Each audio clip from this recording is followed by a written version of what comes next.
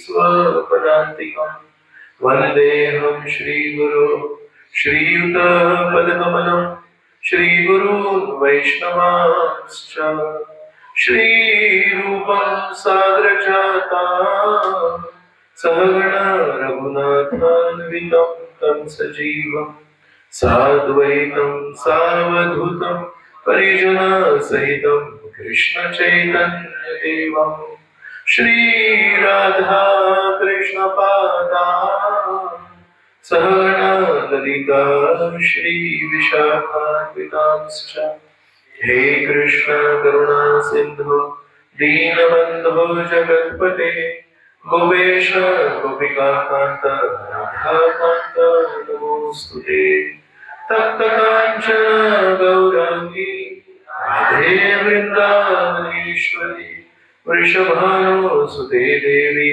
प्रणमामि हरिप्रिये वाञ्छाकल्पतरुभ्यश्च कृपा सिन्धुभ्येव च पतितानां पावनेभ्यो वैष्णवेभ्यो नमो नमः। नमो विष्णुपादाय कृष्णप्रेष्ठाय भूतले श्रीमते भक्तिवेदान्त स्वामीनिति नामिने नमस्ते सरस्वती देवी गौरवाणी प्रचारिणे निर्विशेष शून्यवादी पाश्चात्य देशतारिणे जय श्री कृष्ण चैतन्य प्रभु नित्यानंद श्री अद्वैत गदाधर श्रीवासदि गौर भक्तवृंद हरे कृष्णा कृष्णा कृष्णा हरे हरे हरे राम राम राम हरे हरे।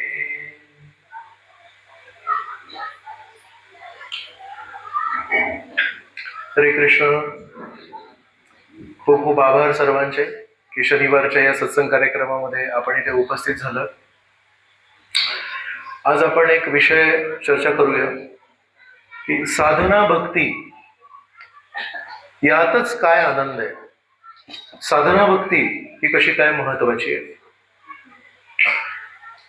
काही दिवसांपूर्वी जेव्हा कृष्णाई लॉन्सला जन्माष्टमीचा कार्यक्रम झाला मोठ्या प्रमाणात, त्यानंतर उशिरापर्यंत आम्ही काही लोक थांबलो होतो तिकडे। तर तेव्हा एक तिथे घटना घडली, तुमच्यातून काही लोकांना माहिती असेल। एक मुलाची आई हरवली होती।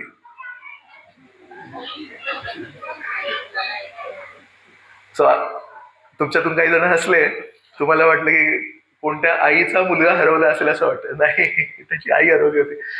तो शोधत होता आई कुठे आई कुठे आई कुठे म्हणून। आणि आम्ही 4-5 जण होतो तिथे।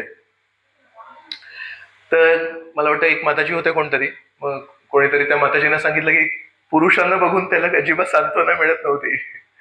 मग त्याला सांगितलं 2 मिनिटं तुम्ही त्याची काळजी तरी घ्या। तर त्या माताजींनी त्याला जवळ केलं, तर तो अजून ओरडायला लागला, नाही माझी आई कुठे। त्याला वाटलं तर खोट्या आईने जवळ केलं की काय। आणि अशा प्रकारे तो कार्यक्रम भरपूर लांब चालला आणि कोणाला उपाय माहित नव्हता। सगळेजण विचार करतात काय करायचं आता या लहान मुलाचं। आणि अचानक त्याचं ते रडणं थांबलं। अचानक तो जो किंचाळत होता ते थांबलं। आणि आम्ही विचार केला की काय झालं, तेवढ्यात बघितलं की त्याची खरी आई त्याला दिसली। आणि अशा प्रकारे तो धावत पळत गेला आणि आईला त्यांनी आलिंगन केलं आणि ती आई पण त्याला जवळ करते। विलक्षण दृश्य होतं ते। तशाच प्रकारे आपण पण परमेश्वराला विसरलोय आणि आपण पण आईला हरवून बसलोय। आईने आपल्याला हरवलं नाहीये। तर श्रीकृष्ण आहे, श्रीकृष्णांनी आपल्याला गमावून नाही बसलेत, आपण श्रीकृष्णांना गमावून बसलोय। आणि म्हणून कितीही काही केलं तरी या जगामध्ये अनेक लोकांना आपण जवळ करण्याचा प्रयत्न करतो की कदाचित श्रीकृष्णांकडून जे प्रेम मिळत होतं ते मला कदाचित या व्यक्तीकडून मिळेल, आभास होतो, पण समाधान काही मिळत नाही। तर अशा या श्रीकृष्णांशी संबंध जोडणे किती महत्वाचं आहे। कारण त्या आईला आलिंगन केल्यानंतर त्याच्या चेहऱ्यावर जो आनंद होता तो बघण्यासारखा होता। त्याच दिवशी मी विचार केला की त्याला सगळं देत होतो आम्ही, सांत्वना देत होतो, त्याला शांत केलं, खाऊ घातलं, आई आई आई रडत होता। तर या श्रीकृष्णांना जर आपल्याला भेटायचं असेल, आपल्या आईला जर आपल्याला भेटायचं असेल आणि समाधान प्राप्त करायचं असेल, तर आपल्या आचार्यांनी आपल्याला एक प्रक्रिया दिली, प्रोसेस दिलं. तर म्हणतायत त्याचं नाव आहे साधना भक्ती. आणि कधी कधी आपल्या मनात आपण कोणा मोठ्या भक्तांबद्दल जेव्हा ऐकतो, श्रेष्ठ भक्तांबद्दल जेव्हा ऐकतो, तेव्हा त्यांना जे श्रीकृष्णांप्रती प्रेम असतं किंवा श्रीकृष्णांना बघून त्यांच्या डोळ्यातून प्रेमाश्रू वाहतात इत्यादी असं जे काही ऐकतो, तर कधी कधी वाटतं हे खरं प्रेम आहे, ही खरी भक्ती आहे. आणि मला चॅन्टिंग केल्यापूर्वी आनंद नाही होत, चॅन्टिंग संपल्यानंतर आनंद होतो. एकदा एक भक्त आमच्या मंदिरात आले होते, तर त्यांनी एक व्याख्या दिली, नवीन भक्त आणि जुना भक्त, किंवा आपण असं नवीन जुना नाही म्हणायला पाहिजे. प्राथमिक भक्त योगासन करतोय, याला सांगा थोडं मागे जाऊन योगासन करेल. एक प्राथमिक स्तरावरचा भक्त आणि परिपक्व भक्त यामध्ये काय अंतर आहे? तर म्हणाले जो परिपक्व भक्त आहे तो हातात जेव्हा चॅन्टिंगची बॅग घेतो, बीड बॅग घेतो, तेव्हा तो आनंदी होतो आणि तो म्हणतो आता मी श्रीकृष्णांचं नामस्मरण करणार आहे, श्रीकृष्णांचा माझ्या जिभेशी स्पर्श होणार आहे. आणि जो प्राथमिक स्तराचा भक्त आहे तो त्याचं चॅन्टिंग संपलं, तो बॅग ठेवतो, म्हणतो तर त्याचा आनंद चॅन्टिंग संपल्यानंतर आहे. आणि परिपक्व भक्ताचा चॅन्टिंग सुरुवातीला आनंद आहे. तर आपण सर्व विचार करतो कधी की मला तो स्तर कधी येईल, आणि काही चिन्ह काही दिसत नाहीये. एकदम नवीन नवीन कोणी भक्त असतात त्यांना वाटतं ठीक आहे आता या जन्माष्टमीला काही दिसत नाही चिन्ह, पुढच्या जन्माष्टमीपर्यंत होईल नक्की. पण एक जन्माष्टमी, 2 जन्माष्टमी, अशा अनेक जन्माष्टमी जातात, गौरपौर्णिमा पण जातात, आणि लक्षात येतं की दूर आहे, गंतव्यस्थान एवढं काही सोपं नाही. तर कधी कधी अशा परिस्थितीमध्ये मनात एक विचार येऊ शकतो, माझ्यासारख्या सर्वसाधारण भक्ताला तो उंच स्तर गाठण्याची शक्यता आहे का, असा प्रश्न येऊ शकतो. आणि जर तो प्रश्न मनात आल्यानंतर जर कोणी आपल्याला समाधानकारक उत्तर नाही दिलं किंवा आपल्याला कोणी प्रोत्साहन नाही दिलं, तर शक्य आहे की आपण म्हणू शुद्ध भक्ती ही पुस्तकांमध्ये छान वाटते, शुद्ध भक्ती ही ऐकायला खूप छान वाटते, पण ही माझ्यासाठी नाहीये, मी नाही करू शकणार. मुंबईला मंदिराजवळ मुकेश अंबानीचं घर आहे. तर 36 फ्लोअरची ती एक बिल्डिंग आहे, त्याच्यामध्ये 4 व्यक्ती राहतात. 36 माळ्यांची बिल्डिंग आहे मुकेश अंबानीची, आणि त्याच्यामध्ये 4 लोक राहतात. नोकर 350 आहेत. तर एका अर्थाने ते पण राहतात तिकडे, पण येऊन जाऊन करतात म्हणून त्यांना मोजत नाही. तर गरीब माणसाने समजा ती बिल्डिंग बघितली तर त्याचं तोंड मोठं होतं, असं होतं बरोबर.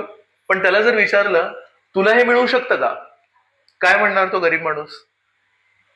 तो म्हणा प्रभूजी काय थट्टा करताय की काय, मस्करी करताय की काय, कुठे आम्ही आणि कुठे मुकेश अंबानी, है ना. तर कधी कधी भौतिक जगामध्ये समृद्धी बघून आशा नाही निर्माण होत, कोणाची समृद्धी बघून आशा निर्माण नाही होत. बरेच वेळा समृद्धी बघून खंत भावना निर्माण होते, माझ्यासाठी हे शक्य नाहीये. आणि त्याच अनुषंगाने कधी कधी भक्ती भावनेमध्ये पण आपण कोणा एका समृद्ध भक्ताला जर भेटलो, त्याला भगवद्गीता पण माहिती आहे, त्याला श्रीमद भागवत पण माहिती आहे, तो आरती पण चांगला करतो, त्याची वागणूक पण चांगली आहे, तर कधी कधी समृद्ध भक्ताला भेटून आशा निर्माण होण्याऐवजी कधी कधी खंत भावना निर्माण होते, आता अंबानी आहे, याच्याकडे श्रीकृष्णाची भरपूर कृपा आहे आणि मला काही चान्स नाही आहे, कारण माझा अजूनही आनंद चॅन्टिंग संपवल्यानंतर आहे, चॅन्टिंग हातात जेव्हा घेतो तेव्हा आनंद नाहीये माझा. तर त्या परिस्थितीमध्ये समजा आपल्याला कोणी प्रोत्साहनाचे शब्द नाही बोलले, तर आपण म्हणू ही शुद्ध भक्ती माझ्यासाठी नाहीये. रूप गोस्वामी, सनातन गोस्वामींनी यांनी ठराविक 4 मोजक्या लोकांसाठी हे शुद्ध भक्तीचा मार्ग दिलाय, माझ्यासाठी तो शुद्ध भक्तीचा मार्ग नाहीये. म्हणून श्रील रूप गोस्वामी आपल्याला उपदेशामृतामध्ये जेव्हा मार्गदर्शन करतायत, त्या पुस्तकाचं नाव आहे उपदेश अमृत, म्हणजे उपदेशांचा तो सार आहे. तर त्याच्यामध्ये एक खूप महत्वाचा जो उपदेश आपल्याला देतात, त्याच्यामध्ये म्हणतात या शुद्ध भक्तीच्या मार्गावर 6 अनुकूल गोष्टी आहेत. आणि त्याच्यातली जी पहिली अनुकूल गोष्ट आहे ती आहे उत्साह. आणि या जगामध्ये काही तुम्हाला प्राप्त करायचं असेल उत्साह पाहिजे. अभ्यास करण्यासाठी उत्साह पाहिजे, तब्येत चांगली करण्यासाठी उत्साह पाहिजे, काही गाडी शिकायची असेल तर उत्साह पाहिजे, घरातून बाहेर पडायला लागेल. मग म्हणतात निश्चय पाहिजे, मी करणार. तो पण या जगामध्ये काहीही मिळवायचं असेल, साधारण भौतिक गोष्ट जरी मिळवायची असेल त्याच्यामध्ये उत्साह लागतो आणि निश्चय लागतो. पण तिसरी गोष्ट रूप गोस्वामी आपल्याला जाणीवपूर्वक सांगतात, म्हणतात धैर्य पाहिजे. वाट बघायला शिकायला पाहिजे. का? कारण भक्तीची जी प्रक्रिया आहे ही एका मशीनला चालू करण्याची प्रक्रिया नाही आहे, ही एका व्यक्तीला प्रसन्न करण्याची प्रक्रिया आहे. श्रीकृष्ण जे आतमध्ये उभे आहेत मंदिरात, तो लाकडाचा ठोकळा आहे की जिवंत व्यक्ती आहेत? या स्पीकरला ऑन करायचं असेल तर एक ठराविक बटन आहे, तो बटन या लहान मुलाने चालू केला तरी तो स्पीकर चालू होतो, कोणा म्हाताऱ्या व्यक्तीने सुरू केला तरी तो स्पीकर चालू होतो, कोणी पुरुषाने केला, महिलेने केला, तो स्पीकर चालू होतो. तर तो स्पीकर आहे, त्या स्पीकरची स्वतःची स्वेच्छाशक्ती नाहीये. तुम्हाला फक्त प्रोसेस माहिती पाहिजे, प्रक्रिया माहिती पाहिजे. जायचं, त्याला ऑन करायचं, हा बटन ऑन केला, तो बटन ऑन केला, याच्यातून आवाज येणार. पण श्रीकृष्णांना प्रसन्न करण्यामध्ये एक महत्वाचा फरक आहे, तो आहे की श्रीकृष्ण एक जिवंत व्यक्ती आहेत.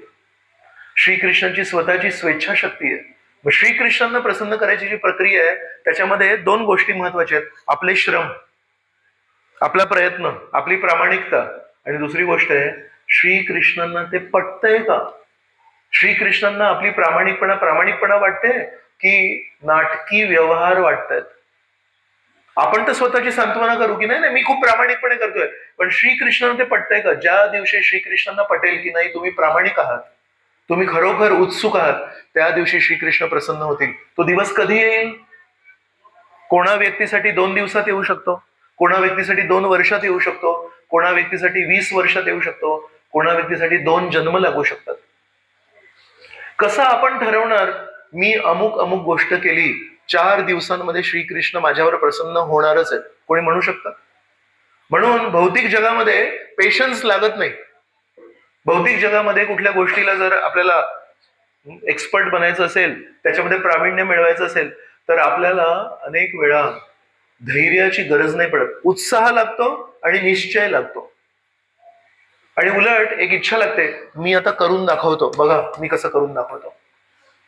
पण भक्ती मार्गामध्ये उत्साह आणि निश्चय हे 2 प्राथमिक गोष्टी आहेत. त्याच्यात तिसरी महत्वाची गोष्ट आहे, श्रीकृष्णांवर अवलंबून राहून श्रीकृष्ण कधी स्वीकार करतील माझी भक्ती, श्रीकृष्णांची स्वीकृती कधी होईल माहित नाही. एकादशीला होईल माहित नाही, द्वादशीला होईल माहित नाही, पौर्णिमेला होईल माहित नाही, अमावस्येला होईल माहित नाही, चतुर्थीला होईल माहित नाही. तर म्हणून ज्या व्यक्तीमध्ये वाट बघण्याची शक्ती नाहीये, ज्या व्यक्तीमध्ये धैर्य नाहीये, तो व्यक्ती भक्ती भावनेमध्ये पुढे नाही जाऊ शकत. आणि यासाठी सर्वात उत्तम उदाहरण आहे शबरीचं. शबरीचे गुरु होते मतंग ऋषी, आणि मतंग ऋषींनी शबरीला सांगितलं, तुम्ही या जंगलामध्ये राहताय, एक दिवशी परमेश्वर श्रीराम या मार्गाने येतील, त्यांनी रस्ता दाखवला असं येतील म्हणून, आणि तुम्ही त्यांचं स्वागत करा. पण त्यांनी हे नाही सांगितलं की कुठल्या दिवशी येतील, त्यांनी हे नाही सांगितलं की कुठल्या वर्षी येतील. शबरी दररोज उत्साहात आणि निश्चयात, आता होताच तिच्याकडे, रोज चांगले फळं निवडून काढायची, तयार ठेवायची, आणि वाट बघायची की रामचंद्र या मार्गाने, माझ्या गुरूंनी दाखवलेल्या मार्गाने कधी येतील. वर्ष गेले, अनेक वर्ष गेले, पण तिचा उत्साह कधी कमी नाही झाला. भौतिक जगामध्ये कुठल्याही गोष्टीमध्ये प्रावीण्य पाहिजे असेल तर उत्साह असतो, निश्चय असतो, पण धैर्य नसतं. आपण काही दिवसांनी म्हणतो जाऊ दे, सोडून दे, द्राक्ष आंबट आहेत. पण शबरीने धैर्य ठेवलं, आणि म्हणून त्यांना प्रभू रामचंद्र एक दिवशी भेटले. प्रभू रामचंद्रांची कृपा त्यांच्यावर झाली. तर म्हणून कधी आपल्यामध्ये असा विचार येऊ नये, माझ्या मनात उच्च भक्तांसारखे श्रीकृष्णांप्रती प्रेमाची भावना नाहीये, यांना पण थोडस.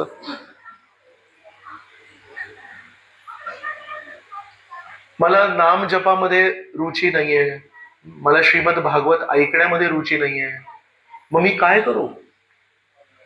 मला शक्य आहे का? तर ती खंत भावना येऊ नये त्यासाठी आपल्याला आपल्या आचार्यांनी जी प्रक्रिया दिली आहे ती आहे साधना भक्ती. आणि ती साधना भक्ती किती महत्वाची आहे याच्यावर आपण आज चर्चा करणार आहोत.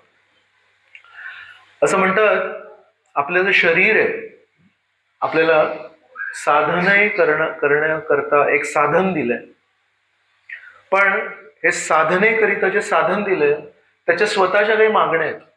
ऍक्च्युली साधन कशासाठी करायला पाहिजे? परमेश्वराचं नामस्मरण करण्यासाठी ही जीभ दिली आहे, परमेश्वराची सेवा करण्यासाठी आपल्याला हे शरीर दिलंय, परमेश्वराच्या मंदिराचं मार्जन करण्यासाठी हे हात दिलेत, परमेश्वराचं सुंदर ते रूप बघण्यासाठी आपल्याला डोळे दिलेत.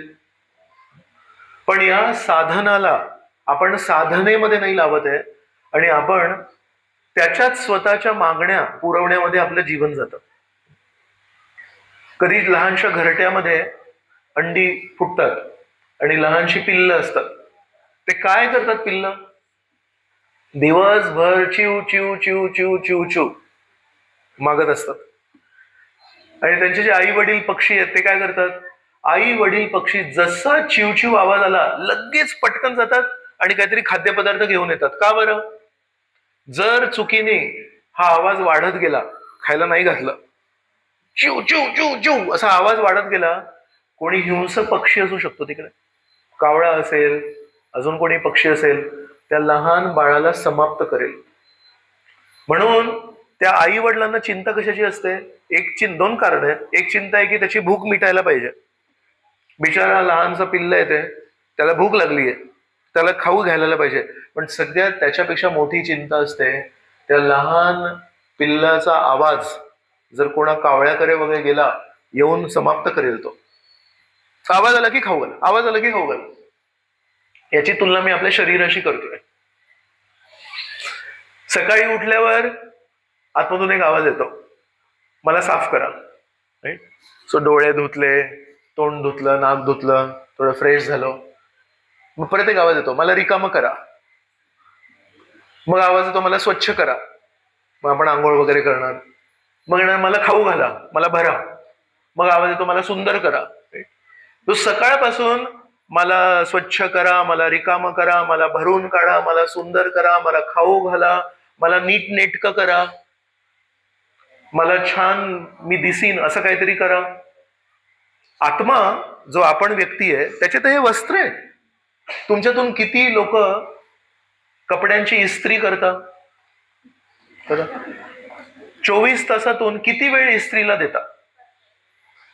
एका शर्ट पॅन्टला इस्त्री करण्यासाठी 24 तासातून किती वेळ देता? कोण सांगणार मला? प्रभूजी म्हणतात 5-6 मिनिटं देतो मी.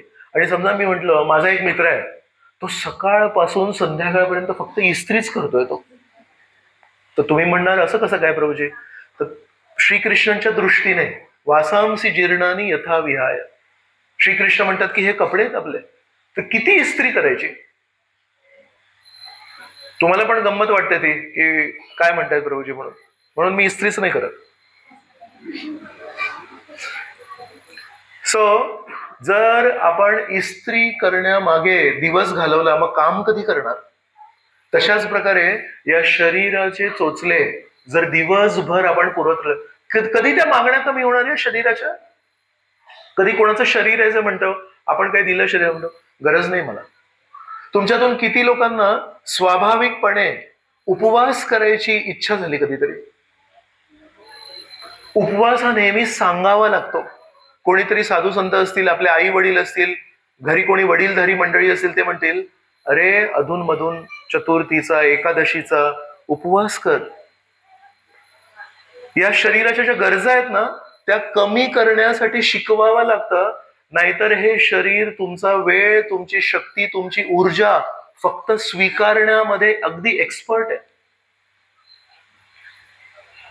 कमी खा हे शिकवावं लागतं, जास्ती खा हे शिकवायला नाही लागत.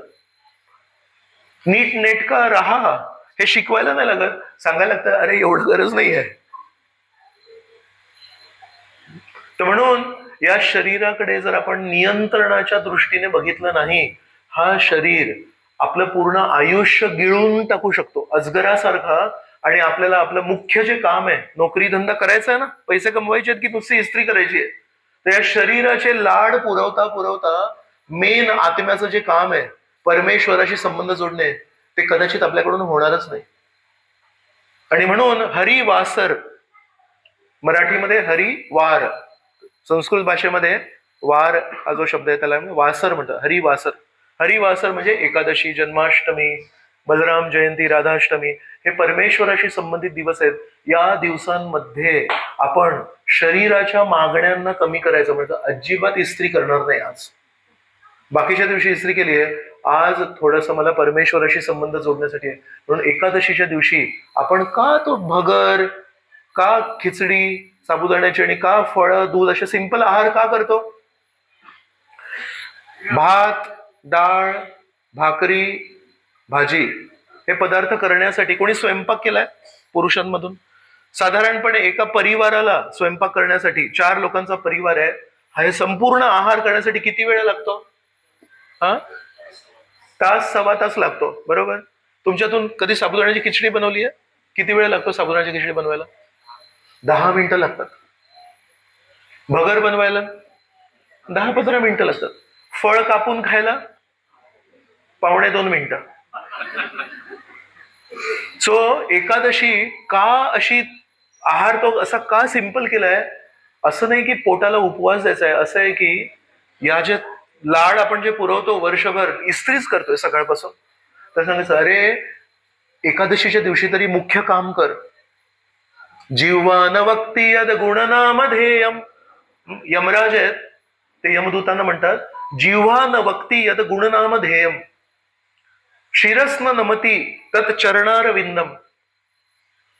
ज्या व्यक्तीने त्याच्या जिभेने एकदा पण हरिनाम नाही घेतलंय, शिर न नमती यत चरणारविंदम, ज्यांनी आपल्या डोक्याला कधी परमेश्वरासमोर एकदा पण नमन नाही केलं, वाकवलं नाही. जिह्वा न वक्ती यत गुणनामधेयम शिरस नमती यत चरणारविंदम. मग पुढे अजून एक ओळ आणि नंतर तन आनयध्वम असत अकृत विष्णू कृत्यान. त्या लोकांना माझ्याकडे घेऊन ये ज्यांनी कधी विष्णूंच्या प्रती कधी काही कार्य नाही केलं, ज्यांनी भगवंतांची कधी सेवा नाही केली. तर आपले जे शास्त्र आहेत आपल्याला काय म्हणतात, इस्त्री करायची वेळ आहे मोजकी, पण दिवसभर आपलं काम करायला पाहिजे. तर हे जे शरीर आहे हे नेहमी मागतंय. एकदा एक राजा होता, राजाला एक दिवशी त्याच्या वाढदिवसाच्या दिवशी असं वाटलं की आपण काहीतरी एक लोकांना उपहार देऊ. लोकांना म्हणाला माझ्याकडे एक बकरी आहे, या बकरीला जो समाधान करेल त्याला जे पाहिजे ते देईन. लोक हसायला लागले. लोक म्हणाले बकरीला समाधानी करण्यासाठी काय प्रॉब्लेम आहे, इतकीशीच असते बकरी. राजा आपला हुशार नाहीये. राजाने जर म्हटलं असतं माझ्याकडे एक हत्ती आहे, हत्तीला समाधान करा, तो बापरे, हत्तीला खाऊ घालायचं म्हणजे कठीण आहे. बकरीला काय कोणी पण करेल. 4 लोक धावत पळत गेले, म्हणजे आम्ही बकरीला समाधानकारी करू तुमच्या. बकरीला घरी घेऊन गेले. एकाने आपल्या कमऱ्यामध्ये बकरीला नेलं. त्या कमऱ्यामध्ये नुसतं हिरवं छान सुगंधी गवत ठेवलं आणि त्या बकरीने खाल्लं. खाऊन खाऊन पोट फुगलं आणि पोट फुगल्यानंतर तो म्हणतो आता हिचं पोट फुगलंय आणि तोंड थकलं असं चावून चावून, एवढं खाल्लं तिने, आता राजाकडे घेऊन जातो म्हणून. राजाकडे घेऊन गेलो म्हणे राजा ही बकरी मी तुम्हाला आश्वासन देतो पूर्णपणे समाधानी झालीये. राजा म्हणतो खूप छान आहे. राजाने आपल्या मंत्रीला एक फांदी आणायला सांगितली आणि त्या फांदीवर हिरवी पानं होती आणि ती फांदी जशी ठेवली चालू झाली. अरे तिथे एक कमराभर गवत खाल्लं आणि आता परत चालू आहे. म्हणजे आता लक्षात आलं मी हत्ती का नाही म्हणालो आणि बकरी का म्हणालो, कारण बकरीला किती दिलं कमीच आहे, खायलाच पाहिजे तिला. दुसरा एक माणूस आला, तो तिला जंगलात घेऊन गेला. जंगलामध्ये तिला सोडून दिलं दिवसभर. काय काय खाल्लं तिने, सगळ्या वेगवेगळ्या प्रकारची पानं खाल्ली. आता समाधान झालं असेल तिला. जेव्हा राजाकडे घेऊन आला, राजाने परत एकदा एक फांदी दिली, त्या फांदीवर हिरवीगार पानं होती. परत चालू झालं. मग एक माणूस म्हणतो आता काहीतरी करायला लागेल मला, आता तर चॅलेंज झाला. त्याला घरी घेऊन गेला बकरीला. समोर एक ढीग ठेवला गवताचा, आणि जशी ती बकरी जवळ गेली तिला एक रॉड घेतला हातात आणि जोरात एक तोंडावर मारलं तिला. तर तिला कळलं तर काय झालं. परत एकदा खायला गेली, परत मारलं. अशा प्रकारे सकाळ ते संध्याकाळ ट्रेनिंग दिली तिला. तोंड टाकलंच की मारणार एक. आणि अशा प्रकारे त्या बकरीला राजाकडे घेऊन गेला. राजा म्हणतो बघतो आता मी. हा तिथेच उभा होता बाजूला. तिची पण नजर आहे याच्या समोर खायला गेलो की एक मार मिळतो म्हणून. त्या दिवशी राजाने परत एकदा ती फांदी आणली आवडती. या वेळेस त्या बकरीने खाल्लं नाही. मला बघा आता समाधानी झाली की नाही, पण ती समाधानी नव्हती झाली. तिला शिक्षा मिळाली होती, बरोबर. तर त्या बकरीला पण कळलं, जर खायचा वेध घेतला, जर खाण्यासाठी मी पुढे पाऊल ठेवला तर जोरात मला पडणार आहे, तर आता खायचं नाही, याच्या समोर तरी खायचं नाही आपण, बरोबर. आपली परिस्थिती काय माहिती आहे, आपण जेव्हा जेव्हा भोग करण्याची इच्छा केली आहे, आपण जेव्हा जेव्हा गरजेपेक्षा जास्ती भोग करण्याची, गरजेपेक्षा जास्ती कधी कोणी खाल्लंय? सगळे जेवण केल्यानंतर आता मित्राने लाडू आणले तर खाल्लेत. जेवण झाल्यानंतर कोणीतरी पुरणपोळी आणली तर 2 खाल्ल्यात. नंतर काय होतं पोटाचं? ते जे आहे ना, तेच आहे ते माणसाने खायला जेव्हा बकरी होती तेव्हा मारायचं ना. मायादेवी म्हणते तुझ्या पोटाची क्षमता आहे, त्या क्षमतेपलीकडे जर गेला असता पोट खराब होणार. खाणं असू दे, बघणं असू दे. मुंबईला जेव्हा प्रचार करतो, एका मेडिकल कॉलेजमध्ये करतो, तर तिथे परीक्षा संपल्यानंतर इतके असे ते लोक त्रासलेले असतात, 4-5 सिनेमा लागोपाठ बघतात. 2 महिने एवढा अभ्यास करायला लागतो मेडिकलचा, की असे त्रासलेले असतात. अरे परीक्षेला किती अभ्यास करायला. ज्या दिवशी परीक्षा संपली, ऍक्च्युली आराम करायला पाहिजे, झोपायला पाहिजे, पण ते डोळे आहेत ना, डोळे म्हणतात काही बघितलंच नाही, सिनेमा नाही बघितला, काही चित्रपट नाही बघितला, तर मोबाईलवर 4-5 सिनेमा डाउनलोड करतात. आणि संध्याकाळी 7 वाजता परीक्षा संपते, जेवण करून 7:30ला जे बसतात ते सकाळी 7:30 पर्यंत असे 4-5 लागोपाठ सिनेमा बघितल्याशिवाय उठतच नाहीत. आणि त्याच्यानंतर डोळे असे सुजलेले असतात, असे बाहेर येतात डोळे लाल लाल. मग कुठल्या तरी ऑप्थॅल्मॉलॉजिस्ट कडे जाऊन काही ड्रॉप्स वगैरे टाकतात. म्हटलं रे काय झालं तुला? म्हणतो नाही हो, काल 4 सिनेमा लागोपाठ बघितलाय. तर खाल्लं गरजेपेक्षा जास्ती तर पोट खराब होतं. गरजेपेक्षा जास्ती बघितलं, या डोळ्यांना जर त्रास दिला तर डोळे लाल होतात. सीमा आहेत, मर्यादा आहेत. त्या मर्यादांपलीकडे जर आपण गेलो तर हे शरीर चालत नाही. त्या बकरीला पण लक्षात आलं, जर मी खायला गेले तर मला मार पडणार. पण आपल्याला किती वेळा तरी मायादेवीनी मारलंय, पण आपण काही शांत बसत नाही. आपण अजूनही इच्छा करतो, नाही मी बघतो अजून थोडंसं, अजून थोडंसं. मायादेवीचं जे प्रकट रूप आहे ना, कोण आहेत मायादेवीचं प्रकट रूप? कोण सांगणार? मग त्यांचं नाव काय आहे? दुर्गादेवी. दुर्गादेवींचे पती कोण आहेत? त्यांचे मालक कोण आहेत? शिवजी. शिवजी जे दुर्गादेवीचे पती आहेत, त्यांच्या नियंत्रणाखाली आहे दुर्गादेवी. ते स्वतः कसं जीवन जगतात? सर्व देवतांचं चित्र डोळ्यांसमोर ठेवा. इंद्र, चंद्र, ब्रह्मदेव, सूर्यदेव, या सगळ्यांचं चित्र ठेवा समोर, आणि शिवजींचं चित्र ठेवा समोर. यामध्ये एक विषमता आहे. कोण सांगणार मला ती विषमता? सगळे सूर्य, चंद्र, ब्रह्म, इंद्र हे सगळे दागिन्यांनी सुसज्ज असतात. छान सोन्याचे दागिने घालतात, छान सोनेरी मुकुट असतं, वस्त्र घालतात, छान रेशमी वस्त्र घालतात. आणि शंकरजी कुठले वस्त्र घालतात? चर्म वस्त्र घालतात. शंकरजींच्या गळ्यांमध्ये किती सोन्याचे हार आहेत, किती अंगठ्या आहेत. शंकरजींना जर बघितलं, शंकरजी भौतिक प्रकृतीचे स्वामी आहेत. दुर्गादेवी ही भौतिक प्रकृती आहे, आणि दुर्गादेवीचे जे स्वामी आहेत, त्यांची जी मालमत्ता आहे दुर्गादेवींची, ती सगळी त्यांच्या चरणी आहे. पतींच्या चरणी आहे ना महिलेची सगळी मालमत्ता. तर ज्यांच्याकडे अधिकार आहे दुर्गादेवींच्या त्या मालमत्तेचा उपभोग करण्यासाठी, ते म्हणतात मला माहिती आहे ही भौतिक प्रकृती माझ्या आनंदासाठी नाहीये, ही भौतिक प्रकृती परमेश्वराच्या आनंदासाठी, परमेश्वराची प्रकृती आहे. कृष्ण लीलेमध्ये आपण कृष्ण जन्माबद्दल जेव्हा चर्चा करतो, कंस चिडतो, मग त्यांना तुरुंगवास देतो, देवकी आणि वसुदेवला. त्याच्यानंतर 8वा जेव्हा जन्म होतो तेव्हा कंस जेव्हा त्या 8व्या बाळाला हातात घेतो, ते कोण आहे असं ते बाळ? हरे कृष्ण कृष्ण कृष्ण हरे हरे. श्रीकृष्णांबद्दल विचारतोय, थोडं वामनदेव वराहदेवांबद्दल विचारलं, आणि तुम्ही जर म्हणाले की प्रभूजी खूप कठीण कठीण प्रश्न विचारतात तर समजू शकतो मी. कृष्ण जन्म, आता जन्माष्टमी, थोडस जरा कोऑपरेट करा. मायादेवी जेव्हा कंसाच्या हातात येते, ती निसटते आणि म्हणते, तू मला पण नाही धरू शकत, मी तर कृष्णाची दासी आहे. तू मला नाही धरू शकत, तू माझ्या स्वामींना कसं काय धरणार?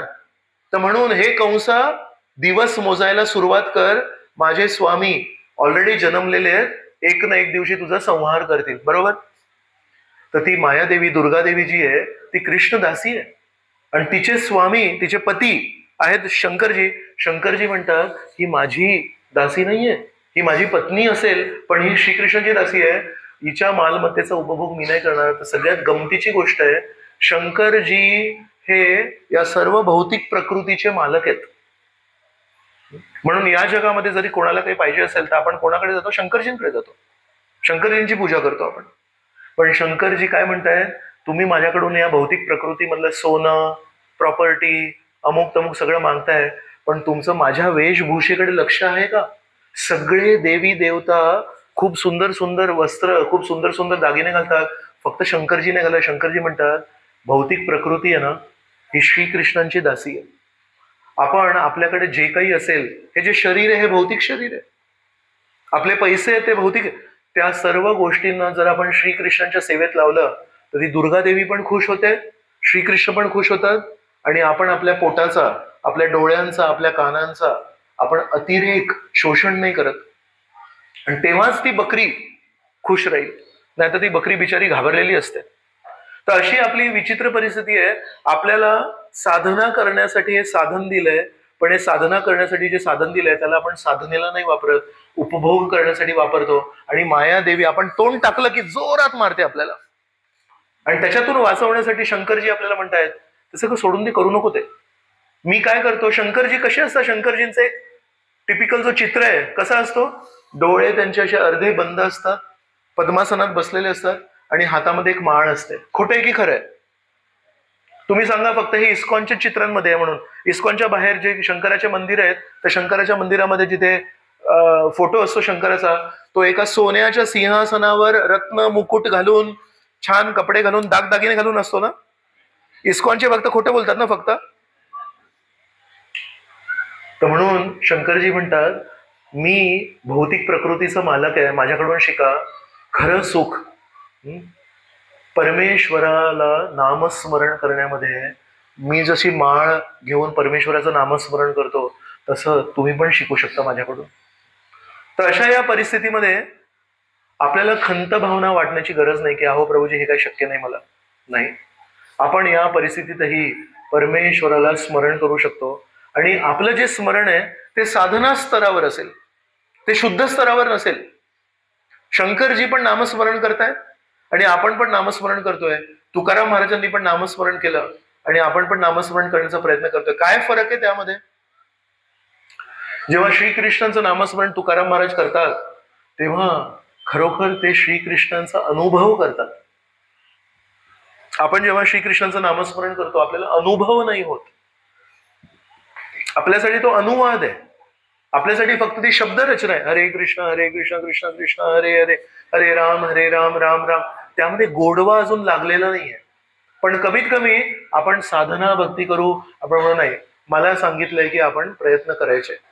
श्री चैतन्य महाप्रभू जेव्हा दक्षिण भारतात गेले होते, श्रीरंगम इथे पोहोचले. 4 महिने दक्षिण भारत यात्रा 2 वर्ष केली श्री चैतन्य महाप्रभूंनी. या 2 वर्षांच्या प्रवासामध्ये सर्वाधिक काळ श्री चैतन्य महाप्रभू जर कुठे राहिले ते दक्षिण भारतामध्ये रंगनाथ स्वामींचं विष्णू मंदिर आहे तिथे राहिले. खूप महत्वाचं स्थान आहे आपल्यासाठी. तिथे मंदिरात जेव्हा जायचे तेव्हा तिथे त्यांनी एक दिवशी बघितलं, एक वैष्णव भगवद्गीता वाचण्याचा प्रयत्न करत होता.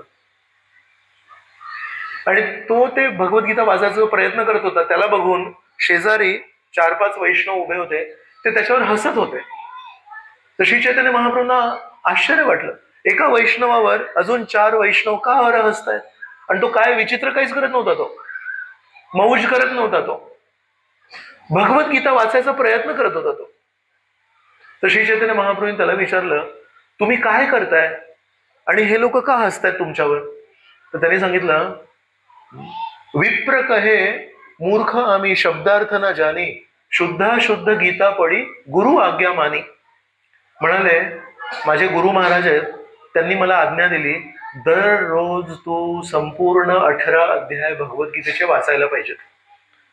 पण मी आहे अडाणी, मला साक्षरता नाहीये, मला वाचता येत नाही.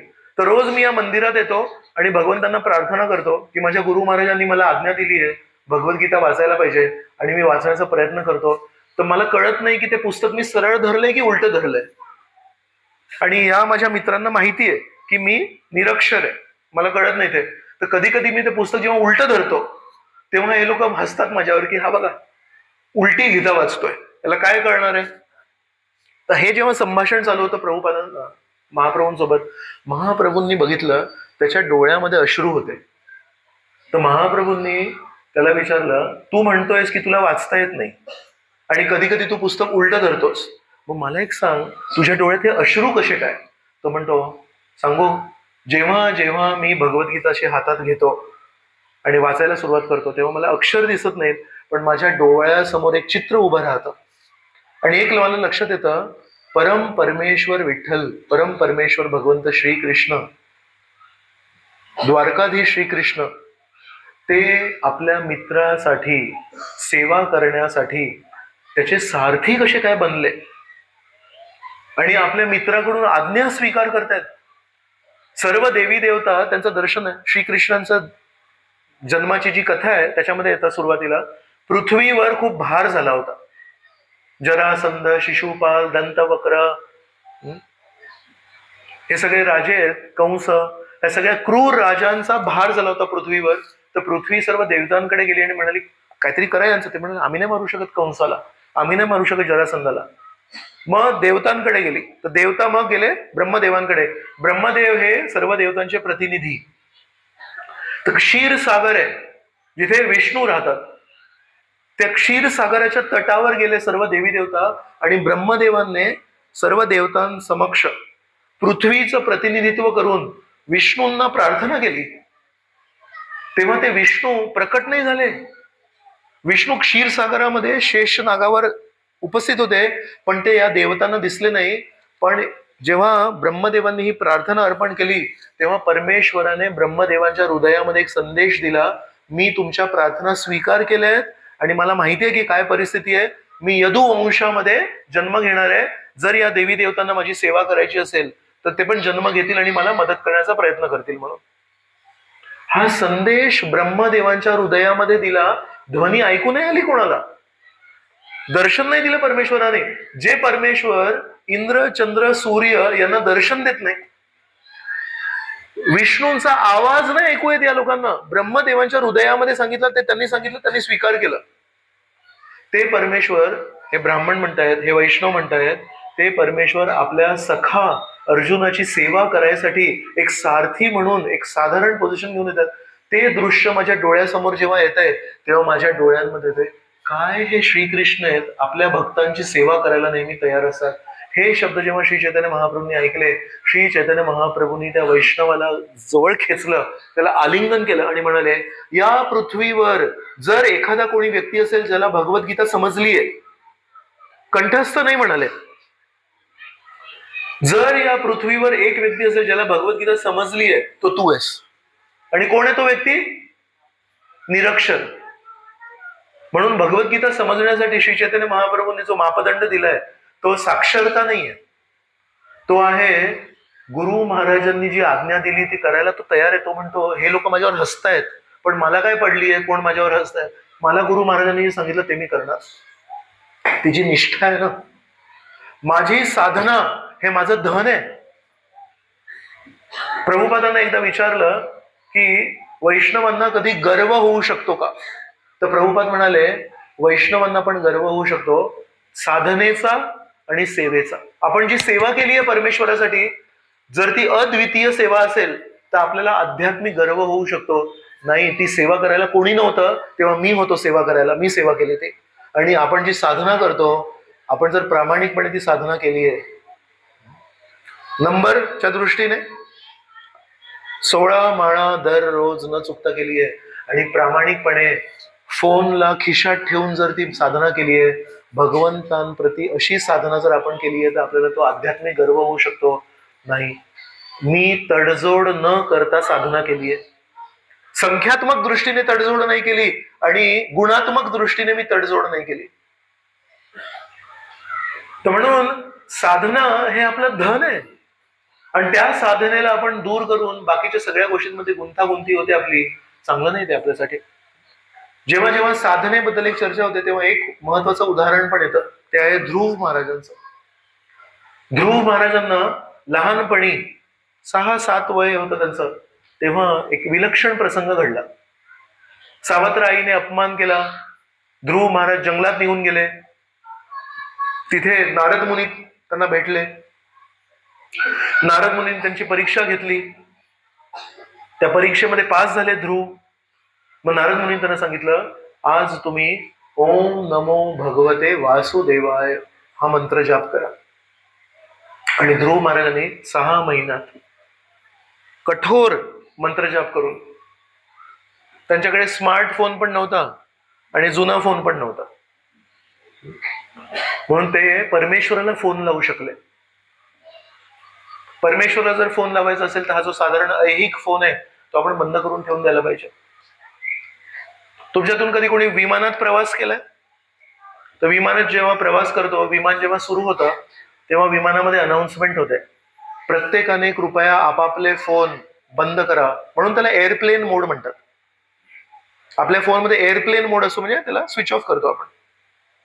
तर एअरप्लेन मोड का? कारण विमानामध्ये जेव्हा आपण बसतो, विमान जेव्हा टेक ऑफ होतं तेव्हा त्याला संवाद साधायला लागतो की योग्य वेळ काय आहे टेक ऑफ होण्याची, आणि आकाशामध्ये मी बरोबर चाललोय का, आकाशामध्ये कळत नाही ना लेफ्ट राईट काय. तर तो संवाद साधण्यासाठी जर त्या विमानामधल्या एकाही व्यक्तीचा जर फोन चालू असेल तर ते इंटरफिअर होतं. एकमेकांमध्ये ते जे वलय आहेत ते एकमेकांना कापतात. म्हणून नेहमी विनंती करतात सगळ्यांनी आपापला फोन बंद करा, मग ते विमान टेक ऑफ होतं. विमान वर असताना पण आपण फोन चालू जर केला तर ते इंटरफिअर होतं आणि विमान दुसऱ्याच दिशेने जाऊ शकतं. आणि जेव्हा लँडिंग होतं तेव्हा पुन्हा एकदा अनाउन्समेंट होते, आता विमान लँडिंग होणार आहे, आता पुन्हा एकदा प्लीज फोन वापरू नका. का? लँडिंगचं जो म्हणतात ना ते, आता लँड कर, तर तेव्हा बरोबर लँड का? दर 2 मिनिटांनी दुसरं विमान येत असतं, बरोबर. 10 क्षण जर उशीर झाला, मागून येणाऱ्या विमानासोबत काही होऊ शकतं, प्राणघातक ठरू शकतं. एकेका सेकंदाला महत्व असतं विमानतळावर. तर म्हणून जेव्हापर्यंत पायलट सांगत नाही तेव्हापर्यंत तो आपण फोन चालू नाही ठेवू शकत. विचार करा, एक भौतिक गोष्ट आहे ती विमान, त्याला पण जर टेक ऑफ करायचं असेल यशस्वीरित्या आणि जर टचडाऊन करायचं असेल तर signals, electronic signal switch off करून ठेवायला लागतात. आपण जी उंच भरारी घ्यायचा प्रयत्न करतोय, 10,000 फूट करतोय, विमान 10,000-25,000 फूट वर प्रवास करतो, 600-700 किलोमीटर पर आवर याने प्रवास करतो. आपण जी भरारी घ्यायचा प्रयत्न करतोय ते कुठे आहे ते स्थान? आपल्याला जे स्थान गाठायचं ते किती आहे? 10,000 फुटावर आहे, 26,000 फुटावर आहे, 72,000 फुटावर आहे. कुठे आहे ते स्थान? भौतिक ब्रह्मांडाच्या पलीकडे आहे वैकुंठ. आपल्याला तिथे झेप घ्यायची आहे. विचार करा, 10,000 फुटावर जाण्यासाठी पण आपल्याला फोन स्विच ऑफ करायला लागतो. जर आपण वैकुंठ गाठायचं असेल आणि जर आपण फोन स्विच ऑफ नाही केला जप करताना, आपलं जे जपाचं जे विमान आहे ते टेक ऑफच होत नाही प्रभूजी, ते नीट टेक ऑफच होत नाही. आणि जे विमान आकाशामध्ये टेक ऑफच नीट होत नाही, तो प्रवास काय करणार आहे? तो गंतव्यस्थानाला कसा पोहोचणार आहे? तर म्हणून खूप महत्वाचं आहे की आपण जर परमेश्वराशी आपल्याला संवाद साधायचा असेल तर त्या सीमित काळासाठी तरी आपण आपला फोन स्विच ऑफ करून ठेवायला पाहिजे. आणि त्या फोनमध्ये फक्त इमर्जन्सी काही असेल, काहीतरी महत्वाचं काम असेल तर आपण बघू शकतो. सगळ्यात मोठी इमर्जन्सी तर ही आहे, आई वडिलांना नाकारून आपण एका अनाथासारखी इथे फिरतोय, एका गरीबासारखं आपण फिरतोय. श्रीकृष्णांची मुलं आहोत आपण. ती सगळ्यात मोठी इमर्जन्सी आहे. तर त्यांनी सांगितलं तू 6 महिने ओम नमो भगवते वासुदेवायाचा जप कर. आणि ध्रुव महाराजांनी केला. आणि कारण त्यांनी दुसरं काही फोन लावला नाही, 6 महिने सतत फक्त परमेश्वराला फोन लावला.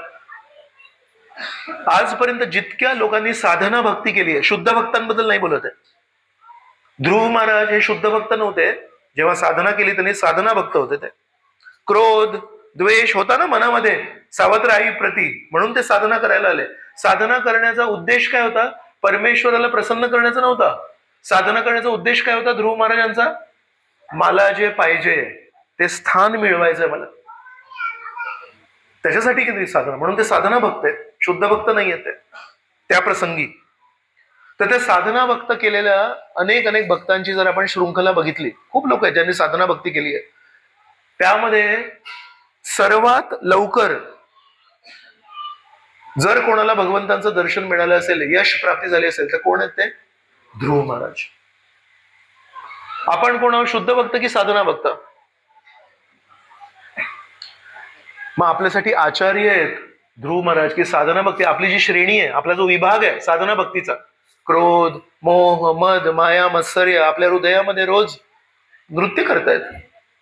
त्याच्यातून जर आपल्याला बाहेर पडायचं असेल तर साधना भक्तीच्या श्रेणीमधले आपले श्रेष्ठ आचार्य आहे ध्रुव महाराज. ध्रुव महाराजांनी 6 महिने ओम नमो भगवते वासुदेवाचा जप केला आणि भगवंतांचं दर्शन मिळवून राहिले.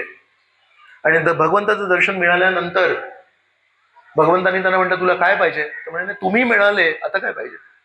शुद्धीकरण झालं त्यांचं, शुद्ध भक्त झाले ते, तीव्र केलं ना. आणि गुरु महाराजांची आज्ञा पालन केली.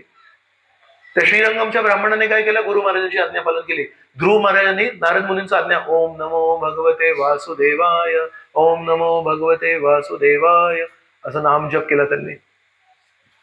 तर भगवंत म्हणतायत काय पाहिजे? नाही, तुम्ही कोणी नाही पाहिजे, तुमच्याकडून काही नाही पाहिजे, तुम्ही पाहिजे. ठीक आहे. मग राजा झाले. 36,000 वर्ष ध्रुव महाराजांनी राज्य केलं. कारण परमेश्वराने बघितलं त्यांच्या हृदयामध्ये कुठेतरी त्यांना अशा एका श्रेष्ठ स्थानावर बसण्याची इच्छा होती. जरी ते मुखाने म्हणतात नाही नाही काही नाही पाहिजे, मला तुम्ही पाहिजे.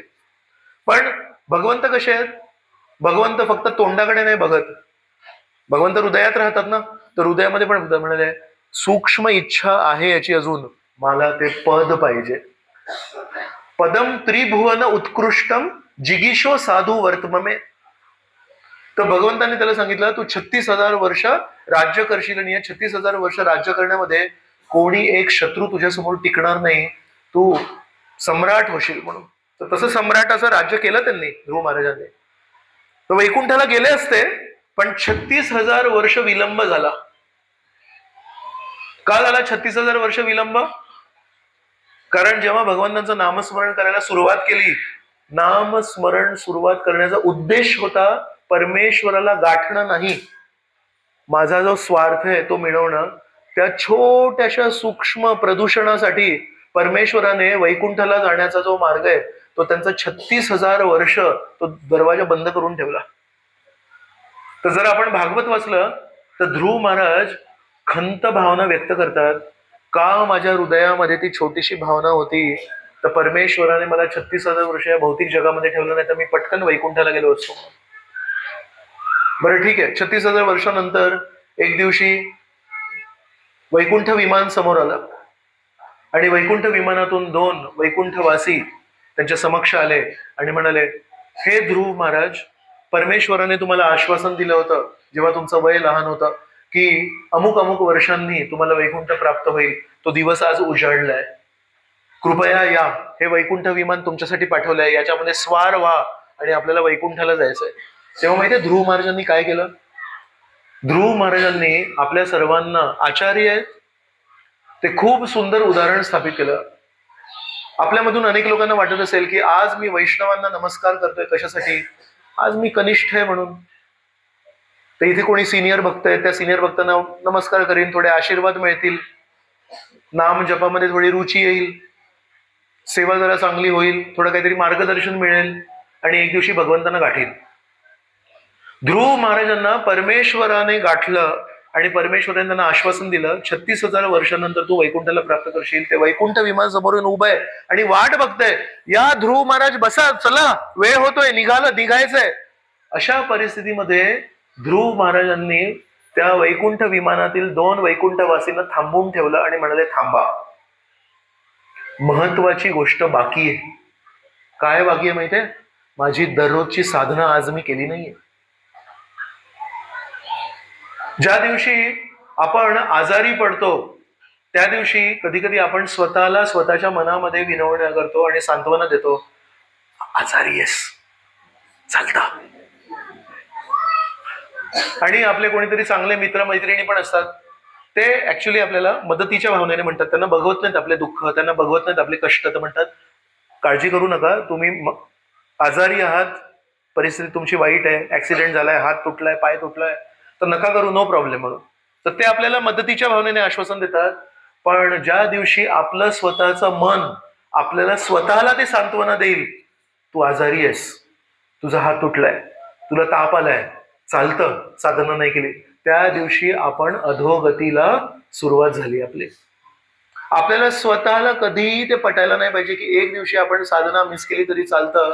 आपले वरिष्ठ गुरु असतील, आपले शिक्षा गुरु असतील, आपले मार्गदर्शक असतील आपले, त्यांनी जर आपल्याला सांगितलं चालतं, त्यांच्या म्हणण्याला मान देऊन आपण म्हणू शकतो की चालतं.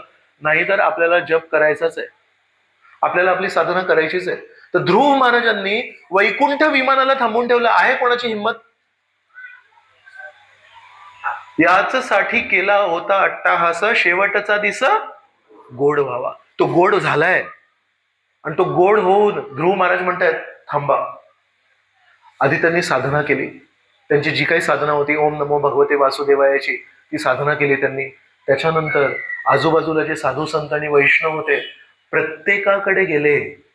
असं नाही की चला अनंत कोटी वैष्णव वृंद की जय, वांछा कल्पतरुभ्यश्च चाललो मी. प्रत्येक एकेका वैष्णवाकडे गेले आणि त्यांचे आशीर्वाद मागितले आणि म्हणाले, आयुष्यभर मी साधना केली गुरु महाराजांच्या आज्ञेनुसार, आज वैकुंठ विमान आलंय, त्या वैकुंठ विमानाने चाललोय, तुमचा संग मिळणार नाही. वैकुंठाला चाललोय, परमेश्वराचा संग मिळेल, पण परमेश्वराचा मार्ग दाखवणाऱ्या वैष्णवाचा संग सुटेल. वैष्णव नेहमी कृतज्ञ असतो. ताट जेव्हा मिळतं, प्रसाद आपण जेव्हा स्वीकारतो, आपण एक प्रार्थना बोलतो. तुमच्यातून किती लोक ती प्रार्थना बोलतात प्रसाद घेताना? अनेक वेळा आपण ती प्रार्थना बोलत पण नाही इकडे. महाप्रसादे गोविंदे नाम ब्राह्मणी वैष्णवे स्वल्प पुण्यवताम राजन विश्वासो नैव जायते. महाभारताचा हा श्लोक आहे. या श्लोकामध्ये सांगितलंय, नाम ब्राह्मणे वैष्णवे, 3 गोष्टी आहेत. परमेश्वराचं नाम, ब्राह्मण आणि वैष्णव. ज्यांचं अल्प पुण्य आहे, विश्वासो नैव जायते, ज्यांच्या जीवनामध्ये त्यांनी कधी पुण्य नाही केलंय, त्यांना हरिनामामध्ये विश्वास कधी येणार नाही. वैष्णवांच्या श्रेष्ठ स्थानामध्ये त्यांना कधी विश्वास येणार नाही. तर ती एक स्वतःला आपण आठवण करून जो प्रसाद घेताना की हे परमेश्वरा, माझं पण अल्प पुण्य आहे, पण मला तुम्ही हा प्रसाद दिलाय, हा जो प्रसाद आहे महाप्रसादे गोविंदे. गोविंदाचा जो महाप्रसाद आहे तो डाळ भात नाहीये, त्याच्यामध्ये vitamin D, vitamin C, vitamin E नाहीये, त्याच्यामध्ये विटॅमिन बी आहे, विटॅमिन भक्ती आहे त्याच्यामध्ये. जेव्हा आपण भगवंतांचा महाप्रसाद खातो तेव्हा आत्मा पवित्र होतो. आत्म्यावर जे आवरण आहेत ते निघतात. हे vitamin D, vitamin A, vitamin C, त्यासाठी सगळे हॉटेल आहेत तिकडे, तिथे जाऊन खा तुम्ही. पण शुद्ध अन्न हे फक्त महाप्रसादे गोविंदे. म्हणून महाप्रसादामध्ये, हरिनामामध्ये, वैष्णवांमध्ये विश्वास, अल्प पुण्य ज्यांचं आहे त्यांचा होत नाही, तर ते आपण विनवण्या करतो भगवंतांना, मी पण अल्प पुण्यवाला आहे, पण हे महाप्रसाद आहे, याच्यासाठी शंकरजी आसुसलेले आहेत, नारद मुनी आसुसले आहेत, माझं हे सौभाग्य आहे की मला हा महाप्रसाद मिळालाय, कृपया मला ती दृष्टी द्या, कृपया मी हात जोडून हा हरिनामा नंतर हा प्रसाद घेतोय, जरी माझी चेतना योग्य नसेल तरी या हरिनामाचा माझ्यावर योग्य परिणाम होऊ द्या, माझं चित्त शुद्ध होऊ द्या. तर ध्रुव महाराजांनी प्रत्येक वैष्णवाकडे जाऊन नमस्कार केला, प्रत्येक वैष्णवाला जाऊन विनवण्या केल्या आणि सांगितलंय की तुम्ही मला आता भेटणार नाही, तुम्ही मला इतके दिवस मार्गदर्शन केलं, त्याच्यामुळे मी साधना करत राहिलो, मला प्रोत्साहन दिलं, आणि आज मला वैकुंठ विमान आलंय, तर कृपया तुमचे आशीर्वाद पाहिजेत. आपल्यामधून किती लोक जर परमेश्वर समोर आले आणि म्हणाले मी तुला घ्यायला आलोय, त्या दिवशी आपण किती लोक वैष्णवांना जाऊन नमस्कार करू आणि म्हणू तुमचे नमस्कार, आशीर्वाद मिळाल्याशिवाय मी परमेश्वरासोबत जाणार नाही म्हणून. जर त्या ऐन वेळी, शेवट वेळी आपण वैष्णवांना विसरलो, तर कुठेतरी कृतज्ञतेचं लांछन आपल्याला लागलं. ज्यांनी मार्ग दाखवला, ज्यांनी मार्ग चालण्यासाठी प्रोत्साहन दिलं, त्यांना विसरून जर आपण त्या मार्गाच्या शेवटपर्यंत पोचलो, कोणीतरी धक्का दिला म्हणून पोचलो, तर मार्ग दिसतही नव्हता. या दिशेला परमेश्वर राहतात की या दिशेला तेही कळत नाही, पण कोणीतरी मार्गदर्शन दिलं, कोणीतरी प्रोत्साहन दिलं, कोणीतरी पाठ थोपाटली, त्याच्यामुळे आपण एक एक पाऊल पुढे चाललोय. आणि त्या व्यक्तींना, त्या लोकांना जर आपण विसरलो भगवंतांना प्राप्त करण्यासाठी, तर कुठेतरी आपण कमी पडलो. तर ध्रुव महाराज आपल्याला शिकवतात की कशा प्रकारे परमेश्वर जरी समोर आले तरी म्हणतात की थांबा, माझी साधना बाकी आहे म्हणून. तर साधना भक्ती ही किती महत्वाची आहे. साधना भक्तीला आपण कधी कमी नाही समजायला पाहिजे. विश्वनाथ चक्रवर्ती ठाकूर आहेत, एका ठिकाणी म्हणतात हिरवं पान, विडा असतो ना, विड्याचं जो पान असतं ते आहे हिरवं, त्याच्यावर पांढरा चुना, आणि जो काथ लावतात कथा, तो कसा असतो, थोडा लालसर असतो, ऍक्च्युली ब्राऊन कलरचा असतो, लाल नसतो तो, बरोबर, ब्राऊन कलरचा. आणि हिरवा पान, पांढरा चुना आणि ब्राऊन कलरचा तो कथा, त्याला मिक्स करायचा आणि तोंडात टाकायचा, आणि तोंडात रंग होतो लाल. तुम्हाला कसं काय, म्हणजे कॉम्बिनेशन आहे. त्याच्यातला एकही पदार्थ लाल नाहीये, पानातला, विड्यातला एकही पदार्थ रंग लाल नाहीये, पण तोंडात गेला लाल होतो. त्याचं मिश्रण होतं, ते मिक्सचर होतं. तसं विश्वनाथ चक्रवर्ती म्हणतात आपला नामजप शुद्ध नाहीये, आपली सेवा शुद्ध नाहीये, आपलं भागवत वाचन शुद्ध नाहीये, पण जर आपण त्याला मिश्रण केलं, आपण नियमितपणे हरिनाम घेतलं, नियमितपणे भागवत वाचलं, नियमितपणे आपण सेवा केली, तर त्याचं तोंडात जेव्हा गेलं तेव्हा आपोआप लाल रंग होतो. तसा एक दिवशी आपल्याला वाटतं अरे शुद्ध भक्ती झाली. शुद्ध भक्ती कशी झाली, अचानक एक दिवशी शुद्ध कसं झालं मन माझं, मी तर प्रयत्न नाही केले. का ते मन झालं, कारण या 3 वेगवेगळ्या रंगाच्या पदार्थांना एकत्र करून काहीतरी होतं तोंडामध्ये, जेव्हा ते मिक्स होतं. तर आपण जरी म्हणालो प्रभूजी भागवताप्रती मला आकर्षणच नाहीये, हरिनामाप्रती आकर्षण नाहीये, सेवेप्रती जड वाटते सेवा मला, पण जर आपण ती औषध म्हणून नियमितपणे सेवा आणि साधना केली, तर एक दिवशी हृदयामध्ये पवित्र परमेश्वराप्रती आकर्षणाच्या, प्रेमाच्या भावना निर्माण होईल. कसं होईल, विश्वनाथ चक्रवर्ती म्हणतात माहित नाही ते कसं होतं, पण ते होतं. म्हणून साधना भक्ती ही खूप महत्वाची आहे. पाण्याचा एक वास्तविक स्वभाव आहे. काय आहे तो स्वभाव, की द्रव्य आहे. पण कृत्रिम पद्धतीमध्ये जेव्हा आपण फ्रीजमध्ये ठेवतो तेव्हा ते पाणी गोठतं आणि पाण्याचं सॉलिड होतं, बर्फ होतो. पण नैसर्गिक परिस्थिती काय आहे पाण्याची, वाहतं पाणी. तसं आपली नैसर्गिक परिस्थिती काय आहे, या बद्ध अवस्थेमध्ये नैसर्गिक आपली परिस्थिती आहे की आपल्याला परमेश्वराप्रती आकर्षण नाही, पण ऍक्च्युली आत्म्याची नैसर्गिक परिस्थिती ही आहे की आपल्याला परमेश्वराशी आपलं नातं आहे, परमेश्वराप्रती आपलं आकर्षण आहे. काही आध्यात्मिक मार्गांवर असं म्हटलं जातं, या जगातले जे अनेक जीवात्मे आहेत, त्यातले काही जीवात्मे आहेत ते कोळशासारखे आहेत. कोळशाला जर आपण घासलं काय होणार, कोळशाला घासून आतमध्ये कोळसाच असतो तो, तर सुरुवातीला काळ्या रेगा येणार आणि त्याला घासून घासून परत काळाच रंग येणार, तो काही पांढऱ्यामध्ये परिवर्तित होत नाही. आणि म्हणतात तसे काही जीवात्मे आहेत ते नेहमी प्रदूषितच राहणार, त्यांच्यामध्ये शुद्धीकरण कधीच होणार नाही. आणि काही जीवात्मे आहेत ते हिऱ्यासारखे आहेत, शुद्ध असतात ते, बरोबर. आणि हिऱ्याला जर घासलं तर काय होणार, तो हिरा बदलत नाही, हिरा हिऱ्यासारखाच राहतो.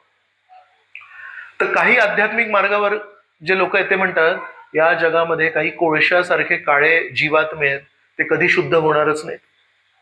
आणि काही शुद्ध जीवात्मे असतात ते लहानपणापासूनच शुद्ध असतात ना. काही साधू संत लहानपणापासून त्यांना कधी मोह मायेने कधी स्पर्श नाही केला, तर म्हणतात काही जीवात्मे कोळशासारखे काळे कुट्ट आणि काही जीवात्मे आहेत ते हिऱ्यासारखे पांढरे शुभ्र. पण श्रीमद भागवतामध्ये जो संदेश आपल्याला दिलाय, श्री चैतन्य महाप्रभू, श्री नित्यानंद प्रभू, श्रील प्रभुपादांनी आपल्याला जो संदेश दिलाय तो काय सांगितलाय? नित्य सिद्ध कृष्ण प्रेम साध्य कबू नोय, श्रवणादी शुद्ध चित्ते करोये उदय. कृष्णदास कविराज गोस्वामी श्री चैतन्य महाप्रभूंचं प्रतिनिधित्व करून म्हणतात, शुद्ध कृष्ण प्रेम हे साध्य करण्याची गोष्ट नाहीये, हे बाहेरून मिळवण्याची गोष्ट नाहीये. श्रवणादी शुद्ध चित्ते करोये उदय. उद्या सकाळी जेव्हा सूर्योदय होणार त्यासाठी कोणाला काय श्रम करायचे? काही नाही करायचे. सूर्योदय स्वतःहून होणार. तसा म्हणतात, जेव्हा आपण श्रवण करू, नामस्मरण करू आणि लीला स्मरण करू, परमेश्वराबद्दल जेव्हा श्रवण करू, त्याच्या प्रभावाने हृदयामध्ये आपोआप शुद्ध कृष्ण भक्ती ही उदय होईल.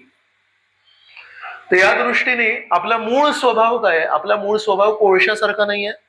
ऍक्च्युली आपल्या सर्वांचा मूळ स्वभाव, आत्म्याचा जो स्वभाव आहे तो हिऱ्यासारखा आहे. पण तो हिरा चुकीने जर शेणात पडला असेल तर आपण जेव्हा ते हिऱ्याला उचलू तेव्हा समोर फक्त वर शेण दिसतं आणि आपल्याला वाटतं, अरे हे तर शेण आहे, हे तर घाण आहे. शेण नाही येते. त्या शेणाला जर साफ केलं तर आतमध्ये हिरा येतो. तर एक विवेक चूडामणी म्हणून एक पुस्तक आहे. त्या विवेक चूडामणीमध्ये श्रीपाद शंकराचार्यांनी खूप छान छान त्यांचे विचार मांडले. तर त्यामध्ये म्हणतात की कधी कधी एका चंदनाचा, लाकडाचा एक छोटासा तुकडा असेल, तो कधी कधी कचऱ्याच्या डब्यात पडतो चुकीने.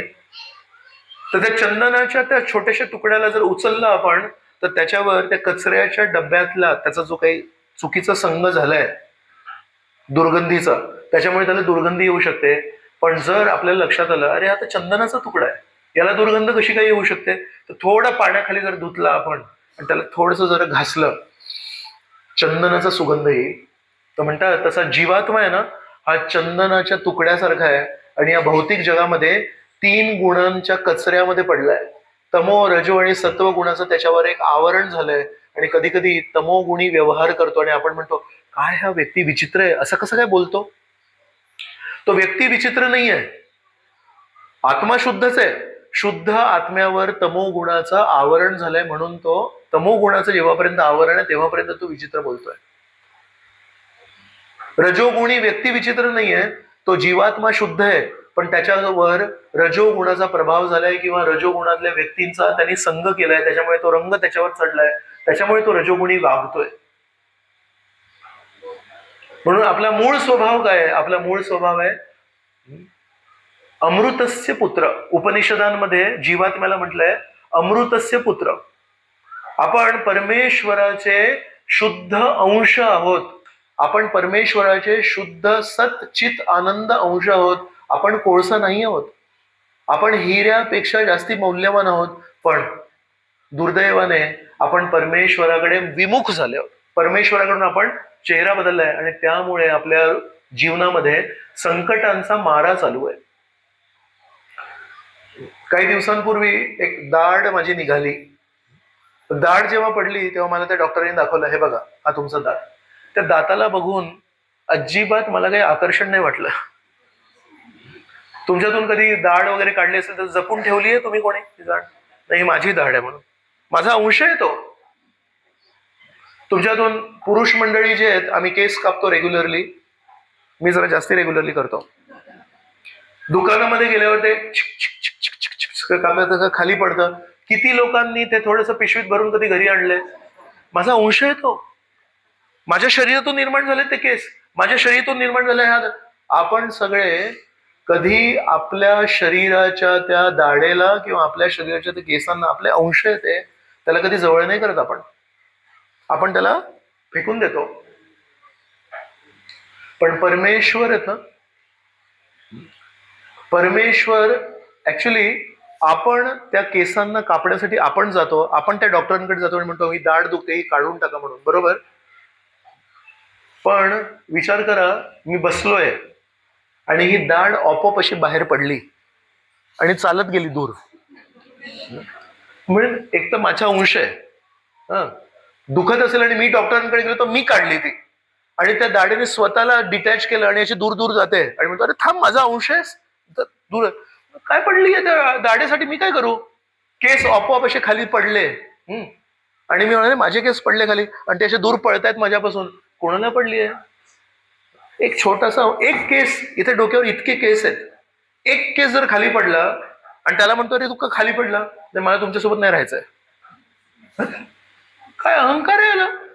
छोटासा एक केस आहे आणि त्याला म्हणतो थांब एक मिनिट, तू पळतोय पळतोय पळतोय. कोणाला काय पडली आहे? विचार करा, आपण पण परमेश्वराचे अंश आहोत. आपण परमेश्वराचा त्याग केला, पण परमेश्वराने आपला त्याग नाही केला. परमेश्वराने आपण आपल्या अंशाला कधी जवळ नाही करत. ज्या दिवशी आपला अंश दात किंवा केस आपल्यापासून, नख आपला अंश आहे, त्याला आपण जेव्हा कापून फेकतो तेव्हा त्याला आपण दूर करून टाकतो, त्याला जवळ नाही करत. आपण येऊन आंघोळ करतो, पवित्र होतो, शुद्ध होतो. आपण श्रीकृष्णाचा त्याग केला, पण श्रीकृष्ण म्हणतात हा माझा अंश आहे पण मी याला त्याग नाही करणार. श्रीकृष्ण परमात्मा रूपात या ब्रह्मांडामध्ये, आपण कुठल्याही योनीमध्ये असू दे, असं नाही की फक्त पुरुष योनीमध्ये, मनुष्य योनीमध्ये परमेश्वर आपल्या हृदयात असतात. प्रत्येक योनीमध्ये परमेश्वर आपल्या हृदयात असतात. का? हा अंश मला सोडून गेलाय, पण कदाचित माया देवीच्या मार खाऊन याला वाटेल अरे मी सुखी होतो. परमेश्वर फक्त आपल्याला जवळ नाही करत, परमेश्वर त्यांचे जे नैसर्गिक गुण आहेत ते पण आपल्याला देतात. परमेश्वर नैसर्गिक सत चित आनंद आहेत. सत म्हणजे नित्य आहेत, त्यांचा मृत्यू नाही होत कधी. परमेश्वराचा कधी मृत्यू होत नाही, त्याला म्हणतात सत. चित म्हणजे परमेश्वराला सर्व काही ज्ञान आहे, एकही गोष्ट नाही जी परमेश्वरापासून लपलेली आहे. आणि आनंद म्हणजे परमेश्वर सदैव आनंदी असतात, परमेश्वर कधीही दुःखी नसतात. आणि कारण आपण परमेश्वराचे अंश आहोत, त्यामुळे आपण नैसर्गिक पद्धतीने परमेश्वराने आपल्याला पण सत चित आणि आनंद बनवले. कोण मालक आहे जो त्याला त्याग करणाऱ्या नोकराला, त्या नोकराने त्याचा त्याग केलाय पण त्याला पण स्वतःचे सर्व गुण देईल. मूळतः जो आत्मा आहे त्याचा पण मृत्यू नाही होत. आत्म्याला सर्व ज्ञान आहे. आज आपण ABCD अ आ इ हे दर जन्मात शिकायला लागतं का? विस्मरण झालंय म्हणून. आपण जेवढ्या आपल्या हृदयाला साफ करू तेवढं अनेक वेळा परमेश्वराचा आवाज ऐकू येतो हृदयातून, आणि बऱ्याचशा गोष्टी आपल्याला आपोआप लक्षात येतात. सगळ्या गोष्टी विचारायची गरज नाही पडत. का बरं? चित शक्ती आहे, आपल्याला मार्गदर्शन करते. आणि आनंदी कसे काय आपण? आज आपण दुखी काय? चुकीच्या दिशेने बघतोय, चुकीच्या गोष्टींचा लोभ आहे, दिवसभर इस्त्री करतोय, काम करतच नाहीये, त्याच्यामुळे आपण दुखी आहे. जर आपण परमेश्वराकडे बघितलं, परमेश्वराचं नामस्मरण, विचार करा ना, वीज ज्या वायर मधून जाते त्याला जर आपण हात लावला काय बसतो? शॉक बसतो. शॉक बसणं म्हणजे काय? कोणी सांगेल मला सोप्या साध्या भाषेत? त्या वायर मधून वीज चालली आहे, त्याला मी जेव्हा हात लावतो ना तेव्हा ती वीज माझ्या शरीरातून जाते. जर मी हात लावला तर ती वीज माझ्या शरीरातून जाते, पण माझ्या शरीरामध्ये क्षमता नाही म्हणून मला झटका बसतो, त्याला आपण म्हणतो शॉक बसला. बेसिकली जिथे वीज चालली आहे त्याला जर हात लावला तर ती वीज माझ्यातून जाते. परमेश्वर सतचित आनंद आहेत. जेव्हा आपण परमेश्वराला स्पर्श करतो, हरे कृष्ण कृष्ण कृष्ण हरे हरे, हरे राम राम राम, आपण त्या सतचित आनंद व्यक्तीला स्पर्श जेव्हा करतो तेव्हा काय होणार? आपण पण सत होतो, आपला मृत्यू होत नाही, आपल्याला पण ज्ञान मिळतं. म्हणून जे वैष्णव प्रगत जसे होत जातात तसे तसे त्यांच्याकडे सगळ्या प्रश्नांची उत्तरं येत जातात. आणि आपण कधी कधी म्हणतो माहितीये, हा आहे ना, याच्याकडे बघून हा असा आनंदी का दिसतो हा वैष्णव? पगार वाढ झाली वाटतं त्याची. मी तुम्हाला असे अनेक वैष्णवांबद्दल सांगू शकतो, त्यांची गेल्या 5 वर्षांपासून पगार वाढ नाही झाली आहे. काही भक्तांच्या घरी बाथरूम जेवढं मोठं आहे तेवढं त्यांचं घर आहे बारामतीत. सगळ्या इस्कॉनच्या भक्तांची घरं मोठी नाही आहेत. काही भक्तांच्या घरी मी जातो, त्यांचा इतकासा कमरा आहे, इथे किचन आहे, इथे बसायला, पण त्यांच्या चेहऱ्यावर जो आनंद आहे तो त्या वैष्णवा एवढाच आहे ज्याचा घरातला बाथरूम यांच्या घरा एवढा आहे. त्यांचा आनंद पैशांनी नाहीये, त्यांचा आनंद नोकरीमध्ये प्रमोशन झालं म्हणून नाहीये, कारण नोकरीमध्ये जेव्हा प्रमोशन होतं तेव्हा जो आनंद येतो ना तो 2 दिवसांचाच असतो. नंतर कळतं की त्याचं पण प्रमोशन झालंय. त्याचं कसं काय झालं प्रमोशन? अरे तुझं झालं, ते माझं झालं तर ठीक आहे, पण त्याचं नव्हतं व्हायला पाहिजे. तो 2 दिवसांचा आनंद आहे. तर जेव्हा त्या विजेच्या तारेला जेव्हा आपण स्पर्श करतो ना तेव्हा वीज चालते आपल्यातून, मग आपण म्हणतो शॉक बसला. तसं ज्या दिवशी आपण प्रामाणिकपणे हरिनाम घेतो तेव्हा आपल्यामध्ये पण परमेश्वराचे गुण, सत चित आनंद आहे ते आपल्यामध्ये. म्हणतो हा व्यक्ती एवढा खुश का दिसतो? आजकाल हे व्यक्ती खुश दिसतात. आणि त्यांना जर विचारलं तर ते म्हणतील अजिबात पगार वाढ नाही झालीये, उलट काही काही संकट आली आहेत जीवनामध्ये, पण त्या संकटांचा ना प्रभाव होत नाही. संकट येतात. जे लोक माळा नाही करत आहेत, जे लोक जप नाही करत आहेत, त्यांच्या जीवनामध्ये संकट नाहीये. आपण कधी कधी जेव्हा जप करतो आणि जीवनामध्ये एखादा संकट आला, आपण जगन्नाथजी समोर येतो आणि म्हणतो काय फायदा झाला एवढा जप करून, काय फायदा झाला एवढी भक्ती करून, माझ्या जीवनामध्ये एवढं संकट आलं. आणि ज्या दिवशी तुम्ही जगन्नाथजींचा जप सुरू केला त्याच्या आधी जन्मापासून ते आजपर्यंत एकही संकट नाही आलं जीवनात. तर संकटांचा आणि हरिनामाचा काय काय कनेक्ट असं आहे. भगवंत बघतात, अच्छा तू माझं नाव घेतोस, आता तुला सोडणार नाही. आणि तो व्यक्ती अजिबात माझं नाव नाही घेत आहे, त्याला पूर्ण आशीर्वाद देणं. असं आहे.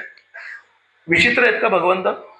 म्हणून संकट येणं आणि भक्तीमध्ये प्रगती होणं याचा काहीही संबंध नाही. उलट संकट येतील कारण ते आपल्या कर्मांचा खेळ आहे, पण जे भक्तीमध्ये स्थिर असतात त्यांच्यावर त्या संकटांचा प्रभाव होत नाही. श्री चैतन्य महाप्रभू दक्षिण भारत यात्रेमध्ये आधी जेव्हा एका ठिकाणी पोहोचले तर ते कूर्म ब्राह्मण होत आहे. एक कूर्म क्षेत्र आहे आंध्र प्रदेशमध्ये, तिथे कूर्म भगवंतांची मूर्ती आहे. सृष्टीच्या सुरुवातीला ब्रह्मदेवांनी ती मूर्ती स्थापित केली आहे. जसं नरसिंह अवतार आहेत, राम अवतार आहेत, तसे कूर्म अवतार आहेत कासवाचे. तर त्या कूर्म क्षेत्रामध्ये श्री चैतन्य महाप्रभू पोहोचले. तिथे कूर्म नावाचा ब्राह्मण पण होत आहेत.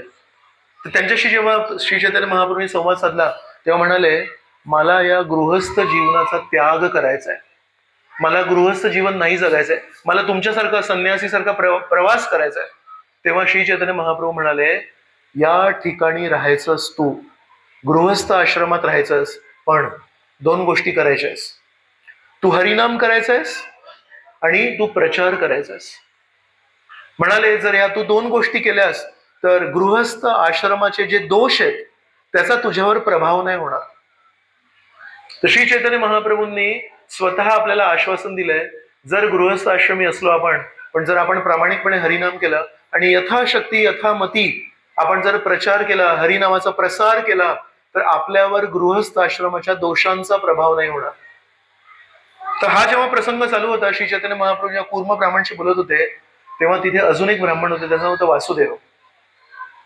ते वासुदेव ब्राह्मणांना कुष्ठरोग झाला होता आणि कुष्ठरोग झाल्यामुळे त्यांचे जे बोट आहेत ते खाल्ले होते त्या किड्यांनी. कुष्ठरोगामध्ये एक एक अवयव तुमचा नष्ट होत जातो, बरोबर. पण त्यांची चेतना विलक्षण होती, वैष्णव होते, परमेश्वरावर विश्वास होता. तर त्यांच्या जीवनामध्ये काय संकट आलं होतं? कुष्ठरोग झालाय.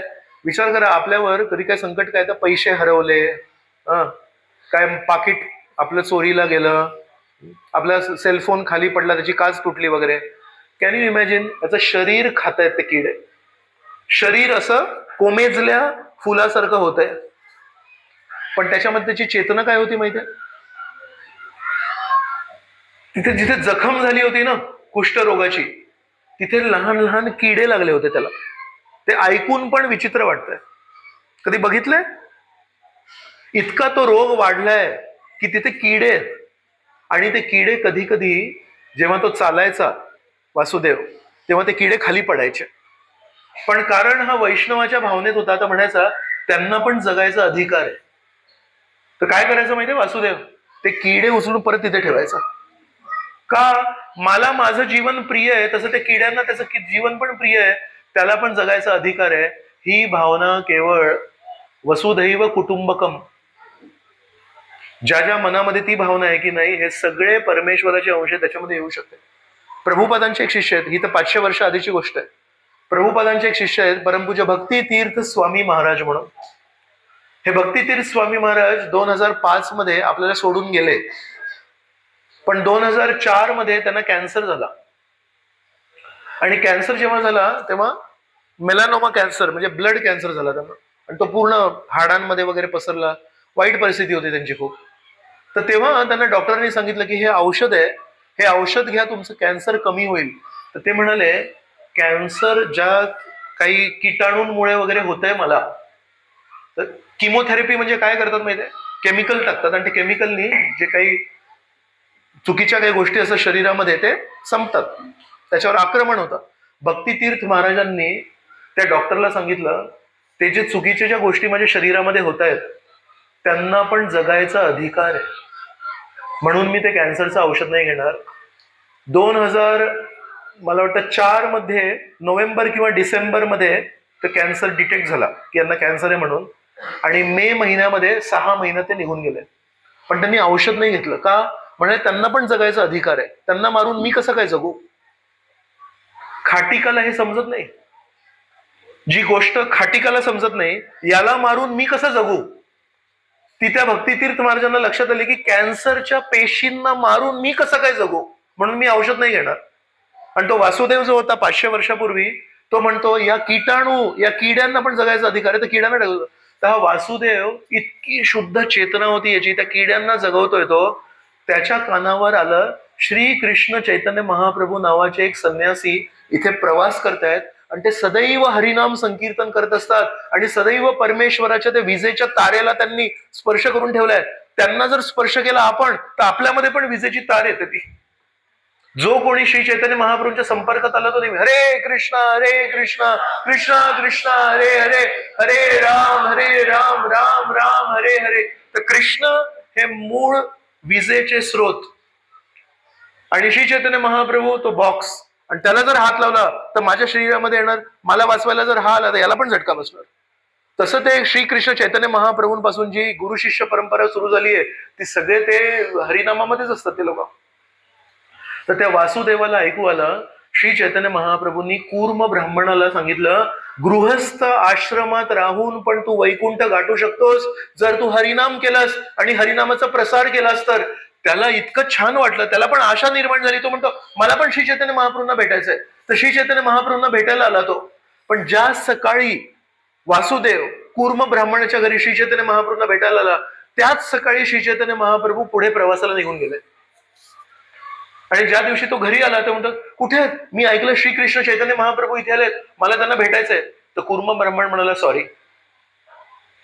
श्री चैतन्य महाप्रभू 2-3 दिवस माझ्याकडे थांबले, मला छान त्यांनी मार्गदर्शन केलं, मला शिकवणी दिल्या, पण आज सकाळी मार्गक्रमण केला त्यांनी, ते पुढे निघून गेले. वासुदेव यांना श्री चैतन्य महाप्रभूंना भेटायची इतकी उत्सुकता होती. त्यांनी ते शब्द जेव्हा ऐकले कूर्म ब्राह्मणाकडून की श्री चैतन्य महाप्रभू, तिथे बेशुद्ध वळून खाली पडले. श्री चैतन्य महाप्रभू गेले, माझी भेट करायची होती, नाही होणार भेट. बेशुद्ध पडले. आणि जेव्हा केव्हा आपण श्रीकृष्णांप्रती किंवा त्यांच्या शुद्ध भक्तांप्रती अशा प्रकारची भावना निर्माण होते, इतकी उत्सुकता, इतके आसुसलेलो आपण की निघून गेले हे ऐकून आपण कोसळून पडतो.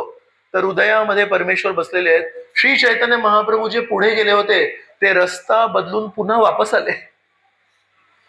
परमेश्वराला रस्ता बदलायला आपण कधी करू शकतो का, प्रभावित करू शकतो का? परमेश्वर स्वराट आहेत, परमेश्वर स्वतंत्र आहेत, परमेश्वराला आपण प्रभावित नाही करू शकत. श्री चैतन्य महाप्रभू पुढे निघून गेले होते, त्या वासुदेवला भेटण्यासाठी परत आले आणि त्यांना त्यांची भावना माहिती होती, या किड्यांना मारून मी नाही जगू शकत, ही भावना माहिती होती. श्री चैतन्य महाप्रभूंनी त्यांना असं धरलं, त्यांना जवळ खेचलं आणि त्यांना आलिंगन केलं. आणि जसं श्री चैतन्य महाप्रभूंनी त्यांना आलिंगन केलं त्यांच्या शरीराचा जो कुष्ठरोग होता तो संपूर्ण नष्ट झाला. आणि वासुदेव सुंदर त्यांना चेहरा, सुंदर त्यांना शरीर मिळालं आणि ते सुंदर शरीर, ते सुंदर आणि ते कुष्ठरोग जो नष्ट झाला ते बघून श्री चैतन्य महाप्रभूंना बघून ते थरथर कापतायत. म्हणतात माझ्यावर अशी असीमित कृपा करणारे तुम्ही केवळ परमेश्वर असू शकता का? कारण मला कुष्ठरोग झाला होता आणि तो इतका झाला होता की किडे लागले होते, माझ्या शरीराचा दुर्गंध येत होता. चांगले चांगले लोक माझ्या शरीराचा दुर्गंध घेऊन दूर पळून जायचे, माझ्या जवळ कोणी यायला तयार नव्हता. मला स्पर्श करणं तर किती मोठी गोष्ट आहे, मला आलिंगन करणं किती मोठी गोष्ट आहे. तुमच्यासारखे दयाळू परमेश्वराचे अवतारच आमच्यासारख्या दीनहीन लोकांना जवळ करतील आणि त्यांना आलिंगन करतील. तर माझी ही खात्री झाली की तुम्ही श्रीकृष्णांचेच अवतार आहात. श्री चैतन्य महाप्रभूंनी त्यांना उत्तर नाही दिलं. आणि त्या दिवशी श्री चैतन्य महाप्रभूंना एक नवीन नाव मिळालं. वासुदेव यांना त्यांनी अमृत दिलं म्हणून त्यांचं नाव मिळालं वासुदेव अमृतप्रद. म्हणून श्री चैतन्य महाप्रभूंना एक नवीन नाव मिळालं. आणि श्री चैतन्य महाप्रभूंना परत या वासुदेवानी पण प्रश्न विचारला, मी गृहस्थ आहे, मला परमेश्वरला प्रसन्न करण्याची काय शक्यता आहे. तेव्हा श्री चैतन्य महाप्रभूंनी त्यांना पुन्हा एकदा सांगितलं, तू गृहस्थ आश्रमी आहेस, तू घरी राहून हरिनाम कर आणि हरिनामाचा प्रसार कर, लोकांना हरिनाम दे. जर तू असं केलं तर तुला या भौतिक जगाचा कधी प्रदूषणाचा प्रभाव नाही होणार. असं बोलून श्री चैतन्य महाप्रभू अदृश्य झाले. का? कारण श्री चैतन्य मग पुढे जायचं होतं, अनेक लोकांचा उद्धार करायचा होता, त्याच्यासाठी परत आले होते. जसं त्याला हे वाक्य बोलले परत अदृश्य झाले. आणि श्री चैतन्य महाप्रभू आता अदृश्य झाले तेव्हा कूर्म ब्राह्मण आणि हे वासुदेव हे दोघं पुन्हा एकदा बेशुद्ध पडले. श्री चैतन्य महाप्रभू गेले. तर हा जो अध्याय आहे हा श्री चैतन्य चरितामृताचा मध्य लीलेमधला 7वा अध्याय आहे. त्या मध्य लीलेच्या 7व्या अध्यायाचा जो पहिला श्लोक आहे त्याच्यामध्ये कृष्णदास कविराज गोस्वामी श्री चैतन्य महाप्रभूंची काय स्तुती करतात. तर म्हणतात, नवमी श्रीकृष्ण चैतन्यम वासुदेव दयार्द्रधी नष्टकुष्टम रूपपुष्टम भक्ती तुष्टम चकारय. 3 गोष्टी म्हणतात. वासुदेवाला काय काय केलं श्री चैतन्य महाप्रभूंनी? नष्टकुष्टम, त्याचा जो आजार होता तो नष्ट केला. रूपपुष्टम, त्याला खूप सुंदर रूप दिलं. आणि भक्ती तुष्टम, भक्तीने त्याचा समाधान केलं. ऍक्च्युली ही आपल्या सगळ्यांची पण परिस्थिती. आपण पण जेव्हा श्रीकृष्ण भावनामृत आंदोलनात येतो तेव्हा आपल्याला पण भरपूर आजार झालेले असतात. आपल्याला कुष्ठरोग नसेल झाला पण आपल्याला क्रोध, मोह, मात्सर्य, काम हे सगळे आजार आहेत. पण जर आपण त्या आजारांकडे लक्ष न देता हरे कृष्ण कृष्ण कृष्ण हरे हरे, हरे राम राम राम हरे हरे, जर आपण हरिनाम घेतला तर श्री चैतन्य महाप्रभूंच्या स्पर्शाने आपला पण नष्टकुष्टम, आपला जो कुष्ठरोग आहे तो नष्ट होईल. रूपपुष्टम, आपण पण सुंदर होऊ. श्रील प्रभुपाद आपल्या शिष्यांबद्दल म्हणायचे, जेव्हा अमेरिकन शिष्य पूर्ण मुंडन करून खूप सुंदर तिलक लावून गळ्यामध्ये कंठीमाळा घालून धोती कुर्ता घालून जेव्हा नाम संकीर्तन करायला निघायचे तेव्हा श्रील प्रभुपाद म्हणायचे, तुम्ही वैकुंठातून उतरलेल्या वैकुंठवासींसारखे दिसता. तुम्ही स्वतःच्या मनामध्ये एक प्रश्न विचारा स्वतःला, जेव्हा दुरून कोणी वैष्णव दिसतो क्लीन, त्यांनी दाढी नाही ठेवली आहे, त्यांनी मिशी नाही ठेवली आहे, त्यांनी सगळं मुंडन केलेलं आहे, छान त्यांनी तिलक लावलेलं आहे, गळ्यामध्ये छान कंठीमाळा आहे, छान स्वच्छ त्यांनी पांढरे शुभ्र वस्त्र घातले, किती सुंदर दिसतो तो. ते सौंदर्य कुठल्या मोठ्या कंपनीच्या ब्रँडेड जीन्स आणि टी शर्ट आणि नायकी शूज घालून नाही येणार. ते पवित्र सुंदरता आहे ती. तर म्हणून आपण पण जर नीट हरिनाम केलं तर श्री चैतन्य महाप्रभूंची कृपा प्राप्त करून नष्टकुष्टम रूपपुष्टम आणि सगळ्यात महत्वाचे म्हणजे भक्ती तुष्टम, जे समाधान त्या बकरीला आपण चर्चा केली खाऊन खाऊन मिळालं नाही, आणि जे समाधान आपण या जगातल्या भोग वस्तूंमध्ये शोधतोय ते समाधान आपल्याला केवळ परमेश्वराशी जो संबंध जोडू ना आपण प्रेमाचा, त्याच्यामध्ये आपल्याला प्राप्त होऊ शकतं. तर साधना भक्ती म्हणजे काय माहिती आहे? साधना भक्ती म्हणजे आवड नसतानाही औषधाला स्वीकार करणे. एक दक्षिण भारतामध्ये तिरुपती आहे. तिरुपतीमध्ये एक अनंत आचार्य राहायचे. अनंत आचार्य हे वैष्णव होते आणि त्यांचे गुरु होते श्रीपाद रामानुजाचार्य. तर श्रीपाद रामानुजाचार्यांनी अनंत आचार्यांना पाठवलं, कारण ते डोंगरावर आहे तिरुपती. आता तर आपल्याकडे कार रस्ते वगैरे आहेत. जेव्हा सुरुवातीला ते मंदिर होतं तेव्हा ते डोंगर चढून कसं जायचं, खूप कठीण होतं तेव्हा ते. तर तेव्हा सेवा करायला कोणी नव्हतं तिरुपती बालाजींची. तेव्हा रामानुजाचार्यांनी अनंत आचार्यांना पाठवलं की तुम्ही जाऊन तिथे सेवा करा. तर त्यांना काय सेवा दिली? त्यांना सांगितलं, बालाजींसाठी तुम्ही रोज फुलांचे हार अर्पण करा. आणि आज पण जेव्हा बालाजीला जातो आपण तेव्हा मागे अनंत आचार्यांची बाग आहे, तिथे एक मोठं गार्डन आहे अजूनही. आजही तिरुपती बालाजींना अनंत आचार्याच्या बागेतून फुलं जातात. ती बाग अजूनही आहे, आपण कधी गेलो यात्रेत आपण जाऊ शकतो तिथे. तर अनंत आचार्य काय करायचे, सूर्योदय होण्यापूर्वी हार पूर्ण तयार करायचे. त्यांच्या मनामध्ये काय भावना होती माहितीये, सूर्योदयाच्या आधी कळ्या असतात, कळ्यांनी हार बनवायचा आणि त्या कळ्यांनी बनलेला हार सूर्योदयाच्या आधी परमेश्वरला अर्पण करायचा. म्हणजे परमेश्वराच्या गळ्यामध्ये ते कळ्या फुलतील, म्हणजे फ्रेश मिळतील. तो फ्रेश मिळायला पाहिजे, ताजे फुल मिळायला पाहिजे. याची काय पराकाष्ठा आहे ती, की जी ती कळी उमलेल ती त्यांच्या गळ्यावर उमलायला पाहिजे. म्हणजे सगळ्यात ताजा सुगंध कोणाला, पहिला सुगंध कोणाला मिळाला त्या फुलाचा, भगवंतांना मिळाला. आज आपण तो विचार जरी केला तर आपण म्हणू की प्रभूजी ह्या भावना कशा निर्माण होतात की मला तसे ताजे फुल द्यायचे म्हणून. तर एकदा पहाटे पहाटे उठायचे, सगळे त्या कळ्या तोडायचे आणि त्याचे फुल हार बनवायचे. तर एकदा बालाजींनी त्यांना हाक मारली, म्हणले अनंत आचार्य मला तुम्हाला भेटायचंय तर या तुम्ही. ते म्हणले नाही येऊ शकत नाही. बरं का नाही येऊ शकत, म्हणजे मी सेवा करतोय. म्हणजे काय सेवा करतोय तू, तर तुमच्यासाठी हार बनवतोय. म्हणजे मीच बोलवतोय तुला. म्हणजे नाही, मी नाही येणार, मला हे हार बनवायचे आहेत, वेळेवर संपवायचे आहेत, जेणेकरून तुम्हाला मी जेव्हा अर्पण करीन तेव्हा तुम्हाला ते फ्रेश फुलं मिळतील. चिडले बालाजी, म्हणतात मी तुला हाक मारतोय, तू येणार कसं नाही, मी तुला तिरुपतीमधून बाहेर काढीन, मी इथला अनंत ब्रह्मांड नायक आहे मी. तर अनंत आचार्य काय म्हणतात, म्हणतात मला ही सेवा तुम्ही नाही दिली, मला ही सेवा माझ्या गुरूंनी दिली आहे. जो सेवा देतो तो सेवा काढून घेऊ शकतो, म्हणून मला तुमच्याकडून काही भीती नाहीये. मला सेवा दिली माझ्या गुरूंनी, माझ्या गुरूंनी मला सांगितलं होतं की तू सगळ्यात उत्कृष्ट हार भगवंतांना दे. त्या भावनेने मी ही सेवा करतोय, गुरूंच्या प्रसन्नतेसाठी करतोय. त्यामुळे तुम्ही जरी माझ्यावर रागावलात तर काही प्रॉब्लेम नाहीये, गुरु नाही रागवायला पाहिजे. आणि मग म्हणाले की ही जी भूमी आहे, तिरुपतीची जी भूमी आहे ती कोणाच्या मालकीची आहे माहित आहे? कधी कोणी गेलंय तिरुपतीला? त्याच्या आधी, तिरुपतीच्या दर्शनाच्या आधी आपण कोणाचं तरी दर्शन करतो माहिती आहे? वराह देवांचं मंदिर आहे, वराह देवांची भूमी आहे ती तिरुपतीची जे आहेत. तर म्हणून कधी पण तिरुपतीचं दर्शन करण्याआधी तिथे वराह देवांचं मंदिर आहे आणि त्या वराह देवाच्या मंदिराच्या जवळ त्याचं एक कुंड आहे. त्या कुंडामध्ये वराह देवांच्या मंदिराच्या जवळ स्नान करायचं असतं. त्याच्यानंतर आपण श्रीनिवास बालाजीचं दर्शन करू शकतो. श्रीनिवास बालाजी तिथे ऋण फेडतायत ना, म्हणून लोक दान देतात ना श्रीनिवास बालाजीला. नाही माहिती काही, बालाजी वर एक लोन आहे आणि ते ऋण त्यांना फेडायचंय, तर ते ऋण पटकन फेडतील म्हणून आपण बालाजींना डोनेशन देतो की तुम्ही ते ऋण फेडा म्हणून.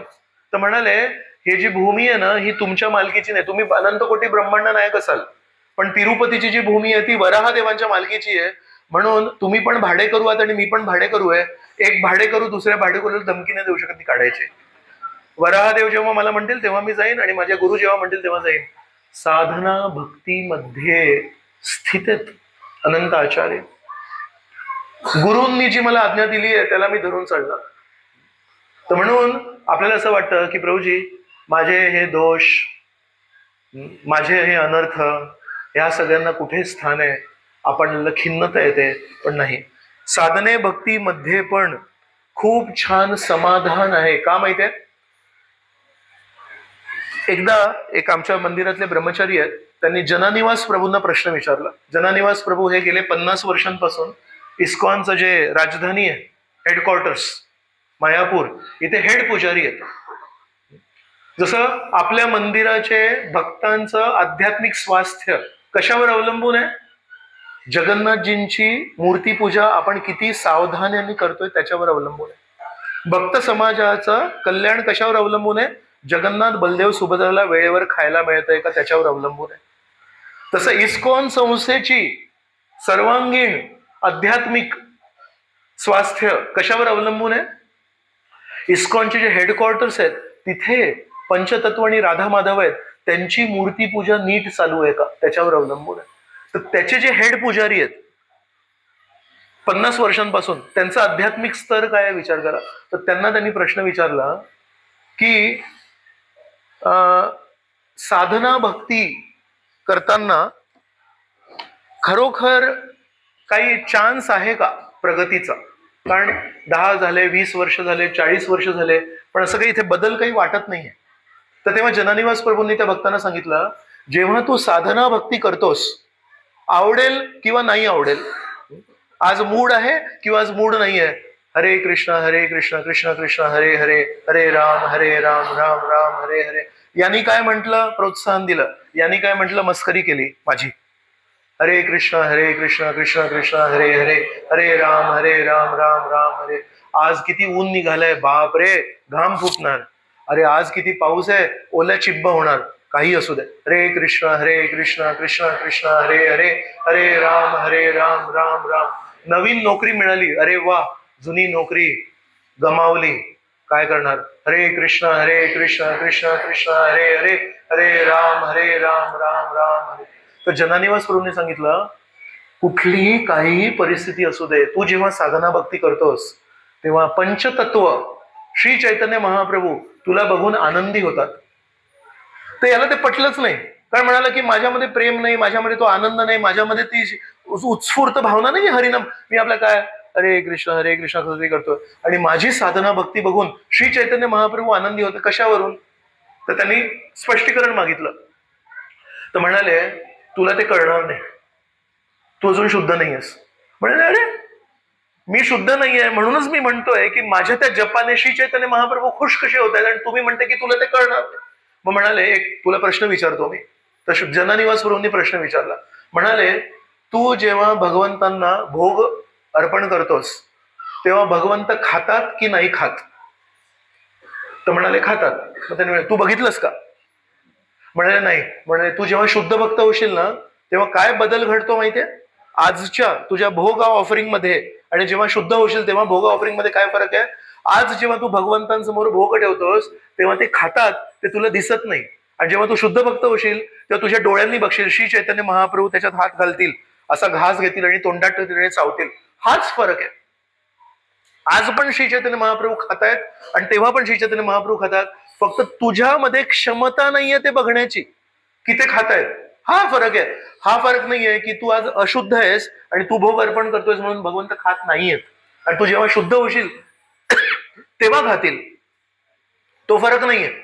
फरक आहे आपल्या क्षमतेमध्ये की आपण ते बघू शकतो की नाही. मग याने काय विचारलं असेल आमच्या ब्रह्मचार्याने, तो पण काही कमी नव्हता. तो म्हणतो, मग खरा आनंद तर तोच तर आहे बघायला की भगवंत खातायत, मी दिलेला भोग भगवंत असं खातायत, त्याच्यामध्येच तर आनंद आहे.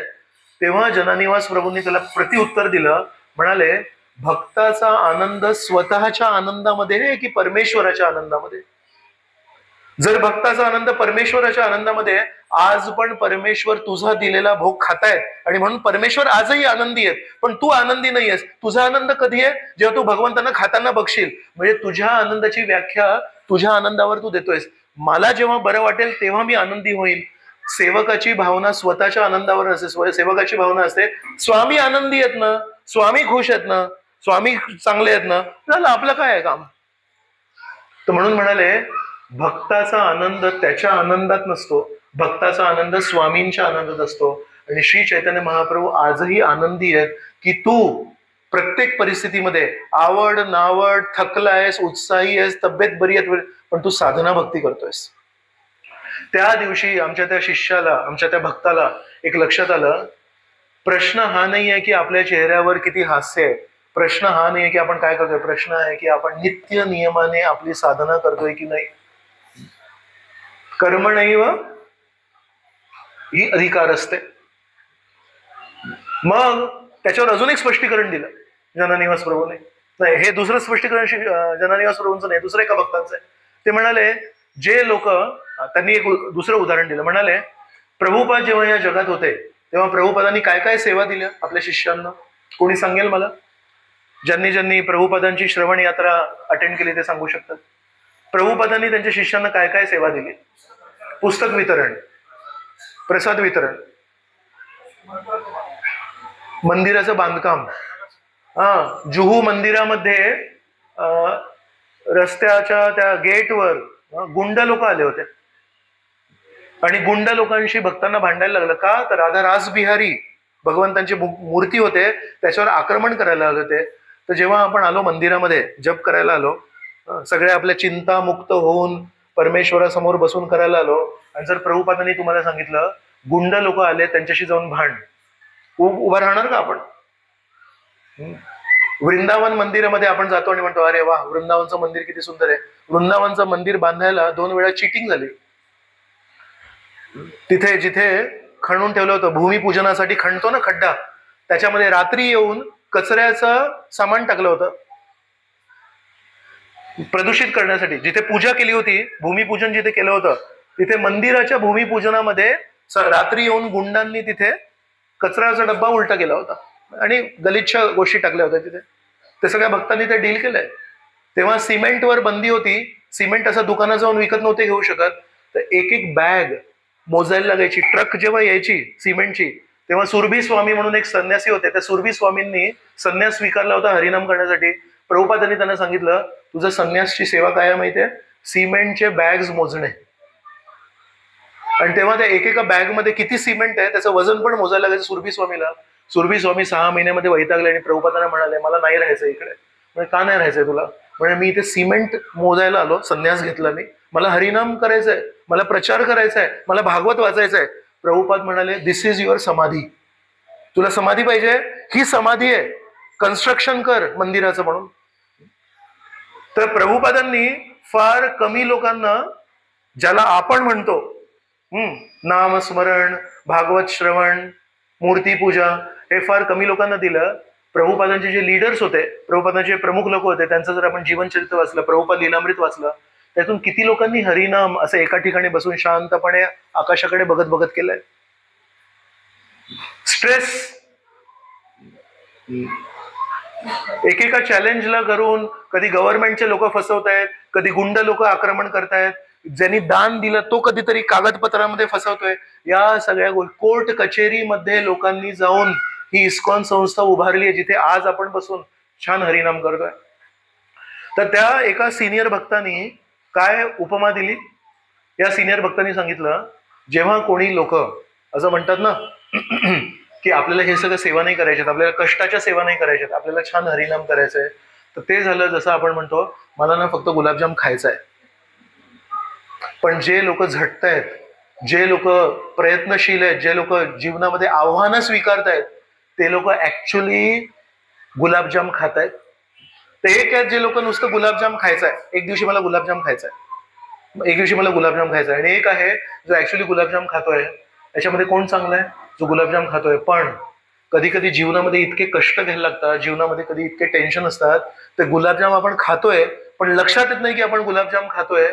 पण तो गुलाबजाम खातोय खरंय, आणि तो गुलाबजाम जरी जिभेला कळाला नाही, पण पोटात जाऊन काय होणार? त्या गुलाबजामाचं पोषण होणार. गुलाबजाम आपल्या पोटात जर गेला तर पोषण देणार. तर म्हणून भक्ती मार्गामध्ये जर टिकून राहायचं असेल तर पोषण पाहिजे. फक्त तोंडात वारा देऊन चालत नाही. म्हणून फक्त आपण जर बोललो नाही नाही मला चांगला हरिनाम करायचंय, मला चांगला हरिनाम करायचंय, एक दिवशी मी शुद्ध हरिनाम करीन, तर ते तोंडात नुसतं वारा आहे.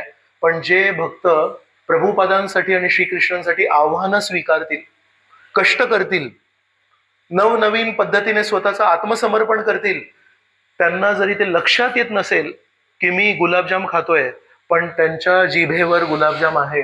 म्हणून भक्ताचा आनंद हा नाहीये की मी आनंदी आहे, भक्ताचा आनंद हा आहे की जगन्नाथजी आनंदी आहेत.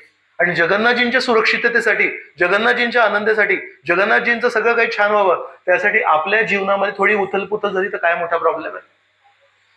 तर म्हणून जनानिवास प्रभूंनी सांगितलं हे महत्वाचं नाही आहे की आपण आपल्या डोळ्यांनी बघू की श्री चैतन्य महाप्रभू आपला भोग स्वीकारतायत.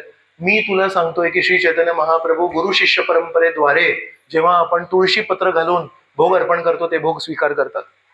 आजही श्री चैतन्य महाप्रभू भोग स्वीकार, आजही जगन्नाथजी स्वीकार करतात. आपल्याला दिसेल की नसेल दिसेल काय फरक पडतो एवढा त्याच्यामध्ये. तर म्हणून साधना भक्ती आपल्या आनंदासाठी नाही आहे. साधना भक्ती गुरु महाराजांनी आपल्याला जे आदेश दिलेत ते टिकवून ठेवण्यासाठी आहे. साधना भक्ती ही श्री चैतन्य महाप्रभूंना आनंद देण्यासाठी आहे. आणि जर आपण साधना भक्ती नीट केली तर आपल्याला 3 फायदे होतील. कोण सांगणार मला? नष्ट कुष्टम, आपले जेवढे अनर्थ आहेत, जेवढे आजार आहेत ते नष्ट होतील. रूपपुष्टम, लोक येऊन आपल्याला म्हणते तू आजकाल आनंदी कसं काय दिसतोस, एवढा खुश कसं काय दिसतोस. आणि तिसरं आहे भक्तितुष्टम, आपल्या जीवनामध्ये समाधानाचा एक पूर येईल, आपल्याला वस्तूंची गरज नाही पडणार, समाधानी जीवन जगण्यासाठी आपल्याला एक अनुभव मिळेल आतमध्ये की नाही श्रीकृष्ण माझ्यासोबत आहेत. समोर द्रोण, भीष्म, जरासंध, अश्वत्थामा, कर्ण, दुःशासन, कृपाचार्य कोणी असू दे, शेजारी श्रीकृष्ण आहेत ना, मग काय प्रॉब्लेम आहे. तर म्हणून सर्वांना नम्र विनंती आहे, श्री चैतन्य महाप्रभू श्री नित्यानंद प्रभूंनी घरोघरी जाऊन सगळ्यांना फक्त एकच विनंती केली आहे, हरे कृष्ण हा जो महामंत्र आहे हा नियमितपणे आपण जप करायला पाहिजे. आणि त्याच्यामध्ये आपल्याला किती आनंद येतो याचा विचार न करता आपण हे विचार करायला पाहिजे, जेव्हा जेव्हा मी जपाची ती माळ हातात घेतो आणि जप करतो, श्री चैतन्य महाप्रभू खुश होत असतील. श्री चैतन्य महाप्रभू या जगामध्ये येण्याचं एक कारण आहे, श्रीकृष्ण आहेत. श्रीकृष्ण नेहमी काय विचार करतात, मला सेवा माझे भक्त अर्पण करतात आणि सेवा स्वीकारणारा व्यक्ती खुश की सेवा देणारा व्यक्ती खुश. या जगामध्ये एक नियम आहे, सेवा स्वीकारणारा व्यक्ती खुश की सेवा देणारा व्यक्ती खुश, स्वीकारणारा. पण श्रीकृष्णांनी काय बघितलं, सगळीकडे हा नियम लागू होतो, सेवा स्वीकारणारा व्यक्ती खुश असतो, बॉस असतो तो खुश असतो आणि वर्कर लोक असतात ते बिचारे कष्ट करतात. पण श्रीकृष्णांनी बघितलं, माझे भक्त लोक जेव्हा माझी सेवा करतात, माझे भक्त लोक जेव्हा माझं नामस्मरण करतात, मी सेवा स्वीकारणारा व्यक्ती आहे, सेवा स्वीकारणाऱ्या व्यक्तीपेक्षा सेवा देणाऱ्या व्यक्ती जास्ती खुश आहेत. श्रीकृष्णांनी बघितलं, श्रीमती राधाराणी हे माझ्यापेक्षा जास्ती खुश आहेत. श्रीकृष्णांना पण एक प्रश्न पडला, हा जो नियम आहे जगाचा, स्वीकारणारा व्यक्ती जास्ती आनंदी असतो, हा भक्ती मार्गामध्ये कसा काय तुटला. आणि जर तो भक्ती मार्गामध्ये तुटला, सेवा देणारा व्यक्ती सेवा स्वीकारणाऱ्या व्यक्तीपेक्षा जास्ती खुश आहे, त्याच श्रीकृष्णांच्या मनामध्ये एक प्रश्न आला, मला हा आनंद अनुभवायचा आहे, कुठला, सेवा देण्याचा आनंद स्वीकारायचा मला. आजपर्यंत मी प्रत्येक अवतारामध्ये, नरसिंह अवतारामध्ये, वामन अवतारामध्ये, मत्स्य, कूर्म, परशुराम, रामचंद्र, सगळ्या अवतारामध्ये नेहमी सेवा स्वीकारली. भरताची सेवा स्वीकारली, बली महाराजांची सेवा स्वीकारली, प्रल्हादाची सेवा स्वीकारली. पण राधा राणी आहे ती सेवा देण्यामध्ये एवढी खुश आहे, मला तो आनंद स्वीकारायचा आहे.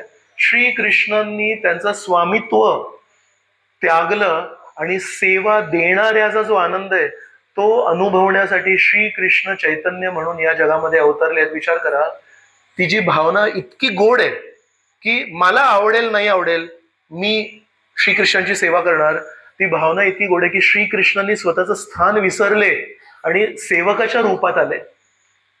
त्या श्री चैतन्य महाप्रभूंना जर आपण आनंद देऊ शकलो, प्रश्न हा नाही की आपल्याला त्याच्यात किती आनंद आहे, प्रश्न आहे की मी रोज एक महामंत्र न चुकता बोलणार. कुठला महामंत्र, हरे कृष्णा कृष्णा कृष्णा हरे हरे, हरे राम राम राम हरे हरे.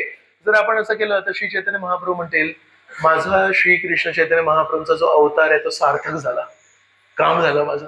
या लोकांना सेवकाचा जो आनंद आहे तो चाखण्याची चव लागली. तर खूप खूप धन्यवाद. जय श्री कृष्ण चैतन्य महाप्रभू की जय, जय श्री नित्यानंद प्रभू की जय, जय श्री श्री जगन्नाथ बलदेव सुभद्रा मैया की जय, श्री प्रभुपाद की जय, अनंत कोटि वैष्णव वृंद की जय, जय निताय गौर प्रेमानंदे हरि बोल.